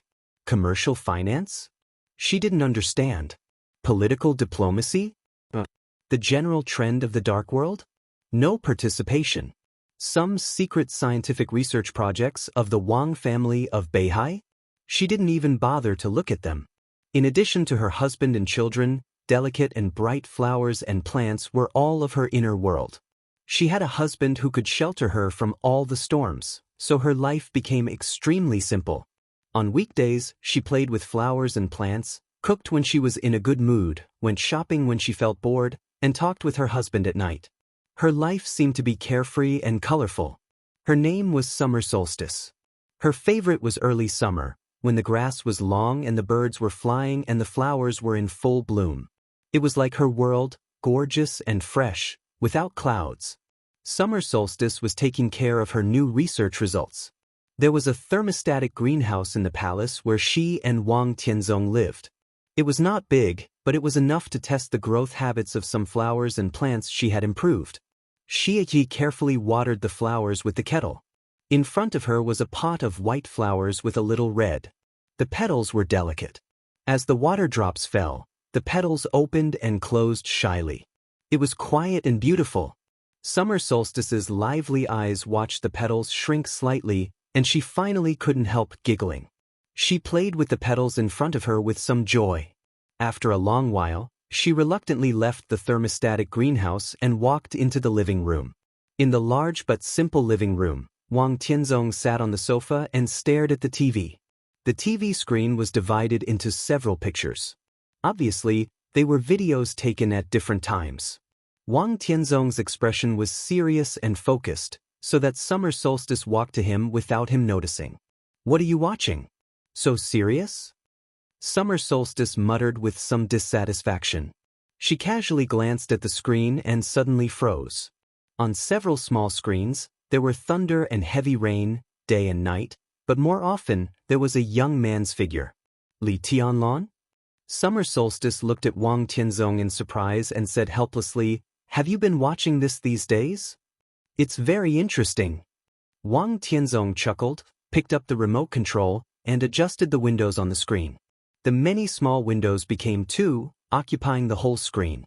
The image on the left was of a clear sky, but the image was extremely blurry. In the image, the white-clothed barefooted figure stood quietly in the same place, and the sword curtain around him had been completely disrupted. Song Si held the curtain of night in her hand and descended from the sky. Li Tianlan made a seal with both hands and severely injured Song Si in an instant. Then Wang Xingshao arrived in time. On the right it was night time. Li Tianlan, Dongqing Rushi, and Jiang Shangyu were standing together. They seemed to be chatting. Xie stared blankly with a puzzled expression. "It's like they're two different people." Wang Tianzong said softly. He had said similar words several times in the past few days, but this time, there was finally a trace of certainty in his tone. "What?" Summer Solstice was so confused that she even forgot why she came here. "If Li Tianlan is stronger than Xingshao, do you think he would dare to kill Xingshao?" Wang Tianzong suddenly asked. When it came to Wang Xingshao, Summer Solstice's attention was completely focused in an instant. "I don't dare." Summer Solstice said, "If he kills Xingshao, he won't be able to live. He must understand this." Wang Tianzong looked at the screen in front of him quietly and didn't say anything for a while. "Will he be stronger than Xingshao?" Summer Solstice sat beside Wang Tianzong and asked seriously. Didn't I lose to Li Guangtu back then? Wang Tianzong smiled and said calmly, before entering the invincible realm, the 24 moves of Sword of the Li family do have some advantages. This is undeniable. It's not the same. Summer Solstice hesitated and wanted to say something. Wang Tianzong did compete with Li Guangtu when he was in the fire-flaming realm, and even Lin Fengting, but he didn't lose. He just didn't win. Later, when they entered the thunder-shocking realm, they competed again, and Wang Tianzong could beat Li Guangtu by half a move. This was different from Li Tianlan and Wang Xingxiao. If Wang Xingxiao lost in the thunder-shocking realm, he might not win back. Summer Solstice looked at Wang Tianzong. She knew her husband very well, so she didn't think Li Tianlan had a chance to enter the invincible realm. Will Xingxiao lose? Summer Solstice confirmed again. I don't know. Wang Tianzong shook his head. Summer Solstice fell silent. She knew very well what the answer meant. Wang Tianzong knew it, but he was hesitating. He hesitated whether to kill Li Tianlan directly before the final maneuver. If he did it in person, even 10 Li Tianlan could not be killed by his sword. Maybe I should go to Linen. Wang Tianzong whispered to himself. Summer Solstice's face changed slightly, and a trace of bitterness and depression flashed in her eyes.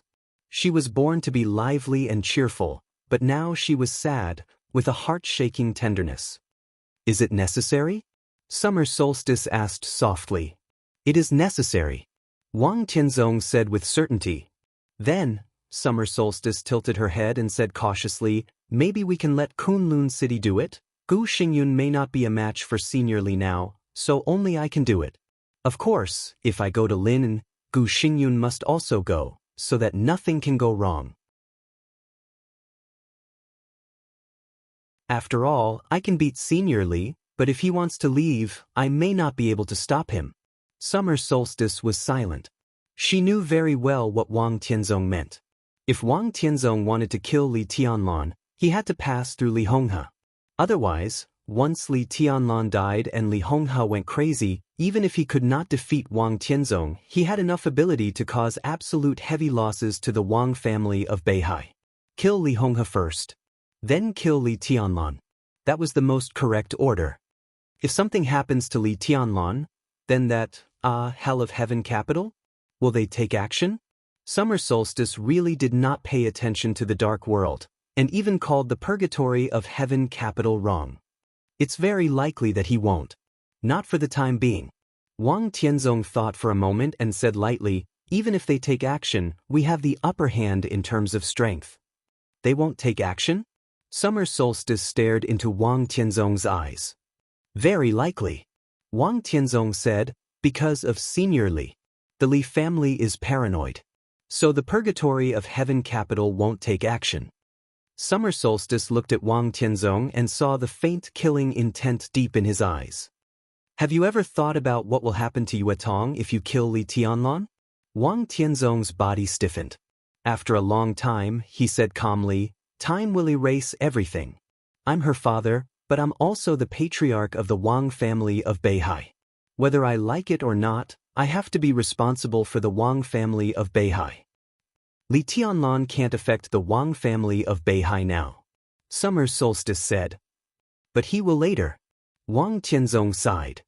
No matter what reasons we had in those days, it's a fact that we stood by and watched. It's okay if the Li family was silent, but Li Tianlan appeared. You know what it means. How much power did the Li family have in the Southeast group? My father was excellent in martial arts, but his character was slightly mediocre. Senior Li was in the Southeast group at that time, and his power even vaguely surpassed my father's. In the Southeast group, he had too many direct descendants. The Wang family of Beihai hasn't done anything big for more than 20 years, and a considerable part of it has been used to eliminate the Li family's influence in the Southeast group. But even so, we haven't done enough. As soon as Li Tianlan appeared, there were voices in the Southeast group that the Li family's former glory was restored. Ning Ziyuan is one of them, and even his voice is not the loudest. Restore the Li family's glory? What will the Wang family of Beihai do? Summer Solstice, you should know that the Wang family of Beihai and the Li family can't be together anymore. In this way, once Li Tianlan grows up, the Southeast group will even have the risk of splitting. What will happen to the strength of the split Southeast group? At that time, we don't have enough power to speak, and we can't even protect the Wang family of Beihai. I don't want to target Senior Li, but I have no choice. Wang Tianzong stood up. He looked at the screen hanging on the wall and continued, and even without this reason, the reappearance of the Li family is not a good thing for the Wang family of Beihai. Everyone has gone their separate ways, and the Li family has risen again. Even if it can't take away the Southeast group, its appearance is also our opponent. I don't think there is anything wrong with destroying the opponent in advance. On the screen, Li Tianlan stood on the high platform. In a flash, the sword energy all over the sky was boiling. Wang Tianzong narrowed his eyes and whispered, I can feel that Li Tianlan is not far from the invincible realm. At least he is on the right path now, and he even sees the end. What a pity, so what? Summer Solstice said in a clear voice, even if he really enters the invincible realm, isn't it a matter of one sword stroke for you to kill him? The Li family and the Wang family of Beihai did part ways, but countless people still remember the relationship of hundreds of years. Li Tianlan refused to join us, but he didn't show obvious hostility to us. Why are you in a hurry to take action? Can't you wait a little longer? Wang Tianzong hesitated. He looked at his wife and shook his head slowly. I can't wait. His eyes quietly became dignified. You may not know, but I have asked the laboratory to refine a whole set of immortality potion. A whole set? Summer Solstice screamed, what happened? It's just a backup. Wang Tianzong shook his head. Nothing has happened yet, but I have a feeling that something big is really going to happen in the dark world. Something big beyond imagination. I killed Li Tianlan in advance, which is equivalent to eliminating a variable in advance. Summer Solstice's face changed. It was hard for her to imagine what kind of thing would make Wang Tianzong feel uncertain and even refine a set of immortality potion as a backup. I shouldn't have told you this. Wang Tianzong came over and touched Summer Solstice's hair. He said softly, but I'm going to take action against Senior Li. If I don't tell you, I'm afraid you'll blame me. Summer Solstice looked sad and shook her head. She whispered, what else can I say? I'm sorry. Wang Tianzong hesitated and held Summer Solstice in his arms. I'm sorry to make things difficult for you. Summer Solstice gently leaned against Wang Tianzong's arms and whispered, Senior Li is our matchmaker. Without him, I might have married someone else. I'm very grateful to Senior Li, Wang Tianzong whispered. His voice was unusually gentle. It's the luckiest thing for me to marry you. Summer Solstice raised her head from Wang Tianzong's arms and said with a faint smile, don't coax me with sweet words. How are you lucky to marry me? Wang Tianzong frowned and thought for a while. He honestly smiled and said, you're very beautiful. There were also beauties in their generation. Situ Zongyue, the governor of Sai City, Yun Qinshi, the phantom sword master of Mount Shu, and Bai Qingqian, the current top leader of Guangdong province, they were all rare beauties. But in Wang Tianzong's eyes, Summer Solstice was the most beautiful and had never changed. Just because I'm beautiful? Summer Solstice's little eyebrows gradually raised, as if she was about to explode. Also because you cook very well. Wang Tianzong continued. What else? Summer Solstice narrowed her beautiful eyes. Well, when I'm not here, you can look after the house. I'm very relieved. Wang Tianzong continued. You actually treat me as a doorkeeper. Summer Solstice raised her hand. Before she finished her words, Wang Tianzong had already picked her up. There are many other reasons, but I can't tell you all of them. I'm afraid you'll be proud. Fuck you. Summer Solstice blushed and got down from Wang Tianzong's arms. She tried hard not to think about Senior Li and whispered, by the way, I came here to ask you to see my new work. Let's go and have a look. It's very beautiful. Wang Tianzong looked at his watch. He hesitated and said with a smile, you go first. Qinglei just came back. I asked him to have tea. Qinglei. Wang Qinglei. The former governor of Wuyue province, now one of the youngest members of the decision-making committee in Zhongzhou State, the top leader of Wuyue province.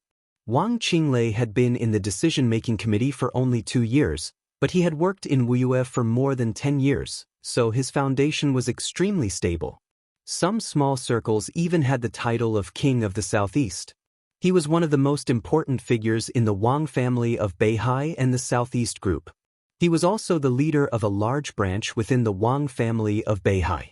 Summer solstice's beautiful eyes changed. Wang Qinglei was Wang Tianzong's distant cousin. Although his home was also in Mount Dibing, he worked in Wuyue all year round and did not have much contact on weekdays. Now Wang Qinglei returned to Mount Dibing in person, and it was not a holiday, which could only mean one thing. Has the matter of Commander Ning been settled? Summer solstice whispered. It's time to settle it. Wang Tianzong said calmly, if we don't take action, there will be more and more voices within the group. We can't let Ziyuan continue to make trouble. First, he mobilized Ning Ziyuan to warn some voices within the group that supported the Li family. Then it was time to take action against Li Honghe. Summer solstice sighed softly. I'll give Li Tianlan one last chance. Wang Tianzong whispered. Chance? Summer solstice asked subconsciously. I have an appointment with Qin Wei by tomorrow. It's right here. The news is estimated to have been delivered. Let's see if she dares to come. Wang Tianzong's tone was indifferent. When Wang Qinglei walked into the hall, Wang Tianzong had turned off the TV. There were 2 cups of tea on the tea table. They seemed to have just been brewed and were still steaming. Sister-in-law is not at home? Wang Qinglei looked at the tea on the tea table and smiled naturally. He was of medium build, but he had a square face that was full of power. The most impressive thing about him was his thick eyebrows. They were like swords, and when they were slightly raised, they gave off an extremely strong sense of oppression. She's playing with her treasures. Wang Tianzong looked at his cousin, who had been a little estranged from him in recent years. He chuckled and said, she said she has some new achievements. Don't worry about her. He pointed to the teacup and said, try it. The tea leaves just picked in Xiushui City. If you like it, take some back. Wang Qinglei waved his hand and said with a smile, I have freshly picked top-grade Longjing in my office. I've been used to drinking it for so many years. Wang Tianzong nodded and did not force him. Have you talked with Ziyuan? Wang Qinglei's face suddenly became serious and he nodded. The result was not ideal, was it? Wang Tianzong said with a smile. Wang Qinglei looked at Wang Tianzong with some surprise. Before the establishment of the Border Control Corps, Ning Ziyuan was a combat staff officer in the Western Theater of Operations with the rank of Major. When there was a conflict between Zhongzhou State and Heng State, Senior Li saved his life at the border of Heng State and then transferred him from the Western Theater of Operations to the Eastern Theater of Operations. He was promoted all the way. Wang Tianzong whispered.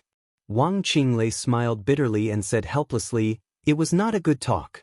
Ziyuan meant that the Li family did not do anything wrong to Zhongzhou State or the Southeast Group. The treason case was also full of doubts. He thought that since the Li family had reappeared, the group should give support and help the Li family restore their status in Zhongzhou State. As he spoke, he shook his head first. Wang Tianzong took a sip of tea and whispered, it's expected. Since we can't reach an agreement, let's give him a position. Wang Qinglei, who had been mentally prepared, nodded. He asked, who will go to the Eastern Theater of Operations? Dongqing Wudi will choose this position.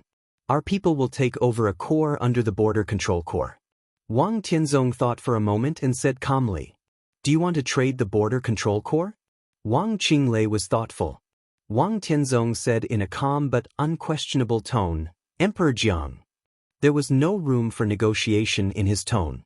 Wang Qinglei narrowed his eyes and glanced at Wang Tianzong. The Border Control Corps was known as a small military department.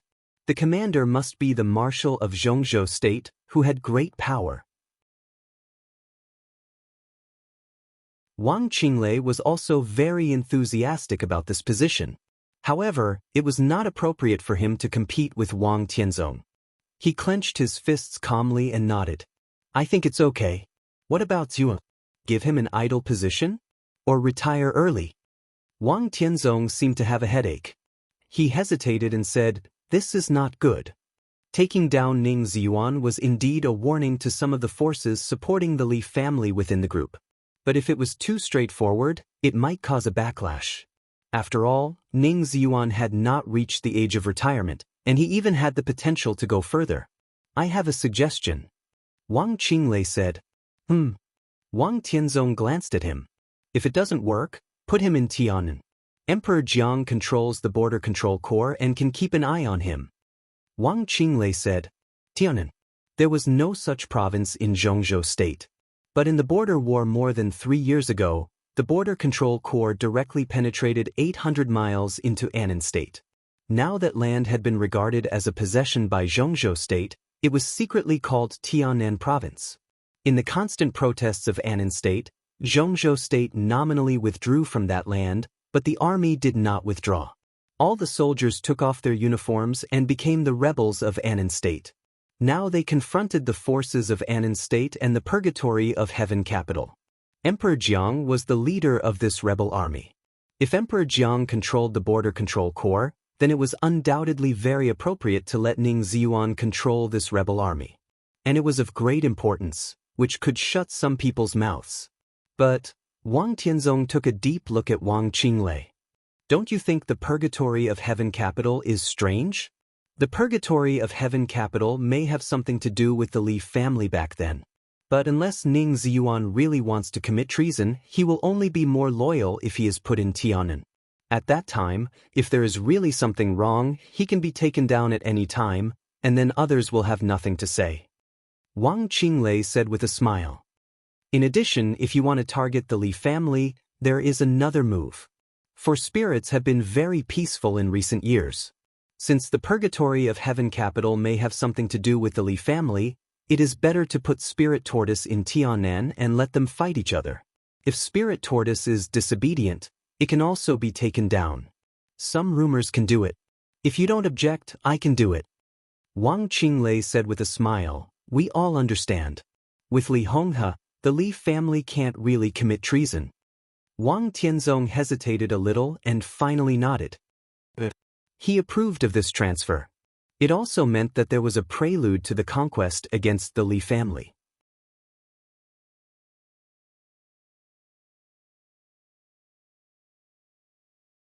Chapter 3:15. Night fell quietly. The tide began to rise at the seaside. In the deep night, the majestic sea continued to blend in the darkness. The night sky continued to darken, and the undulating surface of the sea seemed to be rising. The small island was like a piece of wood floating in the deep sea, and it could be completely torn apart by the raging tides of the darkness at any time. The cold current of the Arctic Ocean poured into the Pacific Ocean with the wind. It was early summer on the island, but it was still cold. The coldness made people rational. Qin Weibai particularly liked this kind of cold atmosphere. The night grew darker. The tide rose and fell on the seaside, gradually calming down. The wind was stronger, and the island was full of deep chill. Qin Weibai sat silently on a rock by the sea, looking into the distance. Her hair fluttered in the wind, and she looked a little lonely in the darkness. Flaming fire stood quietly behind Qin Weibai, less than 5 meters away. One was sitting and the other was standing, both like statues. In terms of latitude and longitude, this was an isolated island at the junction of the Arctic Ocean and the Pacific Ocean. It was located in the deep sea, with a small area and little development value, so it was not even marked on the map. This place was far away from all routes and uninhabited, so no matter how one looked at it, it looked like a useless isolated island. This island, which had not been named by any country and did not belong to any country, had another name in the dark world. Samsara Palace. The headquarters of Samsara Palace was here. This was a pure land that had never been exposed to the eyes of the dark world. Many people knew that the headquarters of Samsara Palace was on the sea, but until today, no one could determine the specific location of the headquarters of Samsara Palace. A black spot appeared on the dark sea. The black spot became clear from blur, getting closer and closer to the headquarters of Samsara Palace. Qin Weibai, who had been silent for a long time, suddenly said, "Brighten it." Behind Qin Weibai, Flaming Fire picked up the walkie-talkie and repeated Qin Weibai's instructions. In the next second, the pitch-black island was suddenly lit up. The soft light flashed in all directions of the island, and the light spread to every corner of the island. Qin Weibai's figure was shrouded in the light. She sat on a rock by the sea, with her black hair dancing, with a kind of almost transparent beauty and dreamy. The black spot on the sea had come ashore. This was a thin figure, his entire body covered in a black cloak. He was quiet and silent, but as he came ashore, the hidden sword energy had filled the entire sea in an instant. He carried a box in his hand and carried an ancient sword, looking mysterious and low-key. "Did you bring it?" Qin Weibai looked at the box in his hand. "It's all here." Saint, who had been silent in the dark world for 3 years, bowed slightly and said calmly, 22 portions of the sticks." It was Military Counselor who had asked the Dongqing clan. Military Counselor asked the Dongqing clan. But it was Saint who fetched the goods from Sai City and sent them to the headquarters of Samsara Palace. Qin Weibai looked at the box in Saint's hand. She was silent for a moment before saying, "Open it." Saint carefully placed the box in front of Qin Weibai and opened it. Rows of the box. Saint level of the box. To be and of Saint of he of it. Of in there. In.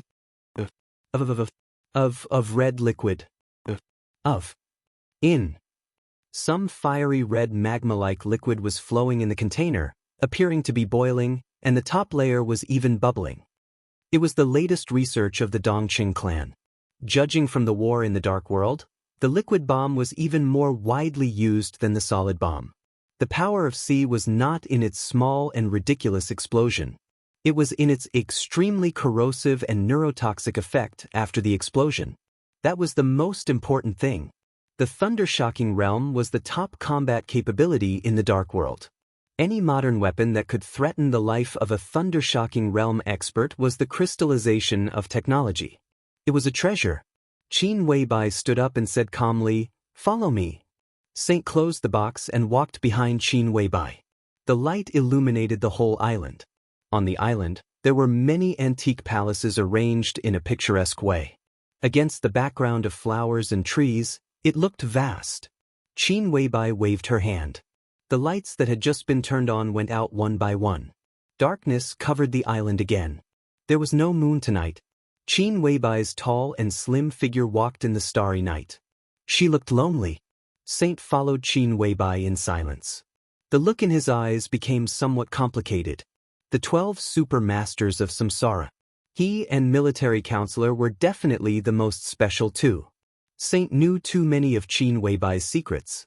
He knew what she wanted to do, why she fell in love with Li Tianlan, and all her plans. Maybe it was because he knew these things.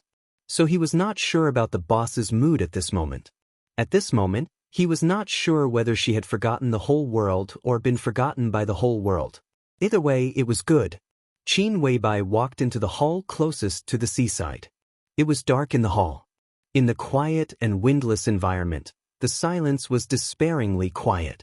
Qin Weibai reached out and touched the wall. The wall caved in slightly, revealing a sophisticated screen. Enter the password. Enter the fingerprint. Scan the pupil. Verify the sound. Confirm the temperature. Everything was correct. In the dark hall, the ground shook slightly. The floor opened to both sides. Soft light shone from the ground, and a bright and deep road appeared in front of Qin Weibai. The passage was so long that people could not see the end. Saint looked at the passage in front of him. His eyes seemed to be looking at a dead end. "What do you say?" Qin Weibai turned to look at Saint. The light from the ground illuminated a small part of her face. The lines of her face were sharp and delicate. It was perfect beyond people's imagination. At this time, it had a kind of majesty that people could not look at directly. "Do you regret it?" Saint suddenly asked. "Why would I regret it?" Qin Weibai asked. "Maybe. Don't you feel sad?" "Because I don't regret it." Qin Weibai shook her head and said calmly, "Go back. We may not meet again in the future. Saint looked at Flaming Fire. Flaming Fire was looking at Qin Weibai. Her cold face was full of fanatical worship and admiration at this time. This kind of emotion was so intense that it even surpassed life and death. You can't control me. Saint looked at Qin Weibai. When I joined the Samsara Palace, I said that no one can order me. So, Qin Weibai's eyes were cold. My strength has been restored, Saint said, even stronger than 3 years ago. It's useless. Qin Weibai smiled. It's useless for you to get involved. Military counselor is smarter than you. That's because he's too stupid or too loyal. Saint shook his head. Military counselor also knew what Qin Weibai wanted to do. So he did not come. As Qin Weibai had just said, she and military counselor might not meet again in the future. Because he had more important things to do. Qin Weibai's eyes became a little cold. Go back. She reached out to Saint and asked for the box containing sticks. Saint was motionless. He looked at the deep and bright underground passage. Qin Weibai could not control him. But he could not stop Qin Weibai. This passage was very long. If this was the last step on her way to the dead end, then, I'll send you on your last journey, Saint said. His tone was complicated. He whispered, Don't worry, I know what I'm doing. Qin Weibai took a deep look at Saint. After a while, she nodded and walked down the passage into the underground. Flaming Fire followed. Saint carried the box and walked at the back. The sound of high-heeled shoes hitting the ground echoed softly. The open floor in the hall gradually closed. The light disappeared. Pure darkness shrouded everything again. Recall all the super masters of Samsara except military counselor and ghost. In the deep passage, Qin Weibai walked forward. When she was about to reach the end, she suddenly said that. Okay. Flaming Fire agreed without hesitation. In the past 3 years, except for Saint, military counselor, and ghost, the rest of the 12 supermasters of Samsara had been fighting with the superpowers. Now the chaos had become more and more intense. Samsara Palace was not the most powerful among them, but it was definitely one of the protagonists of this chaos. Now all the supermasters were found. Obviously, Qin Weibai thought it was time to put an end to it. Flaming Fire took out her mobile phone and suddenly said, Boss, there's news from military counselor. Say it. Qin Weibai's tone was concise. The Wang family of Beihai sent an invitation to the Amon family.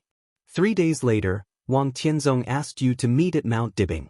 Flaming Fire said, the Amon family was one of the German wealthy families. In the Dark World, the Amon family had been recognized as one of the peripheral forces of Samsara Palace. The Wang family of Beihai sent the invitation to the Amon family to ensure that Qin Weibai would receive the news as soon as possible. I don't have time. Qin Weibai replied without hesitation. Flaming Fire was stunned and tentatively said, Then should I refuse the Wang family of Beihai? Qin Weibai stopped in her tracks. No, 1 week. I'll go to Mount Dibbing a week later. Qin Weibai said. Flaming Fire nodded and said yes. Boss, can you tell me why all of this is happening?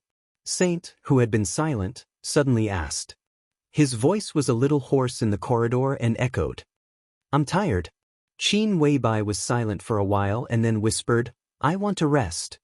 Just because of deity's words? Saint's tone was a little cold, and there was a vague sword intent around him. Deity is also a human being. He can only represent himself. You didn't go to Lin? Qin Weibai asked. Then she came to her senses and nodded. Oh, it was military counselor who went there. Saint's face changed. That was where Li Honghe was. There's no time. Qin Weibai whispered, That damned old man is dying. Is that why you put yourself in a desperate situation? Saint asked in a low voice. I have no regrets. Qin Weibai said and walked directly out of the passage. At the end of the passage was a huge hall. There were countless unknown instruments placed in the hall. At this moment, all of the instruments were operating at the same time. As far as the eye could see, all kinds of signal lights were flashing nonstop. On the huge screen at the top of the hall, A series of cryptic data was flashing and rolling, dazzling the eyes.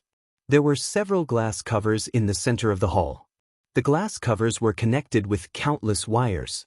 Some subtle electric currents stimulated the glass covers and reflected various colors. A short old man was walking back and forth in the hall with a fanatical face. He kept muttering to himself, like a mad researcher. The research had reached the last step. So at this time, only the old man was left in the hall.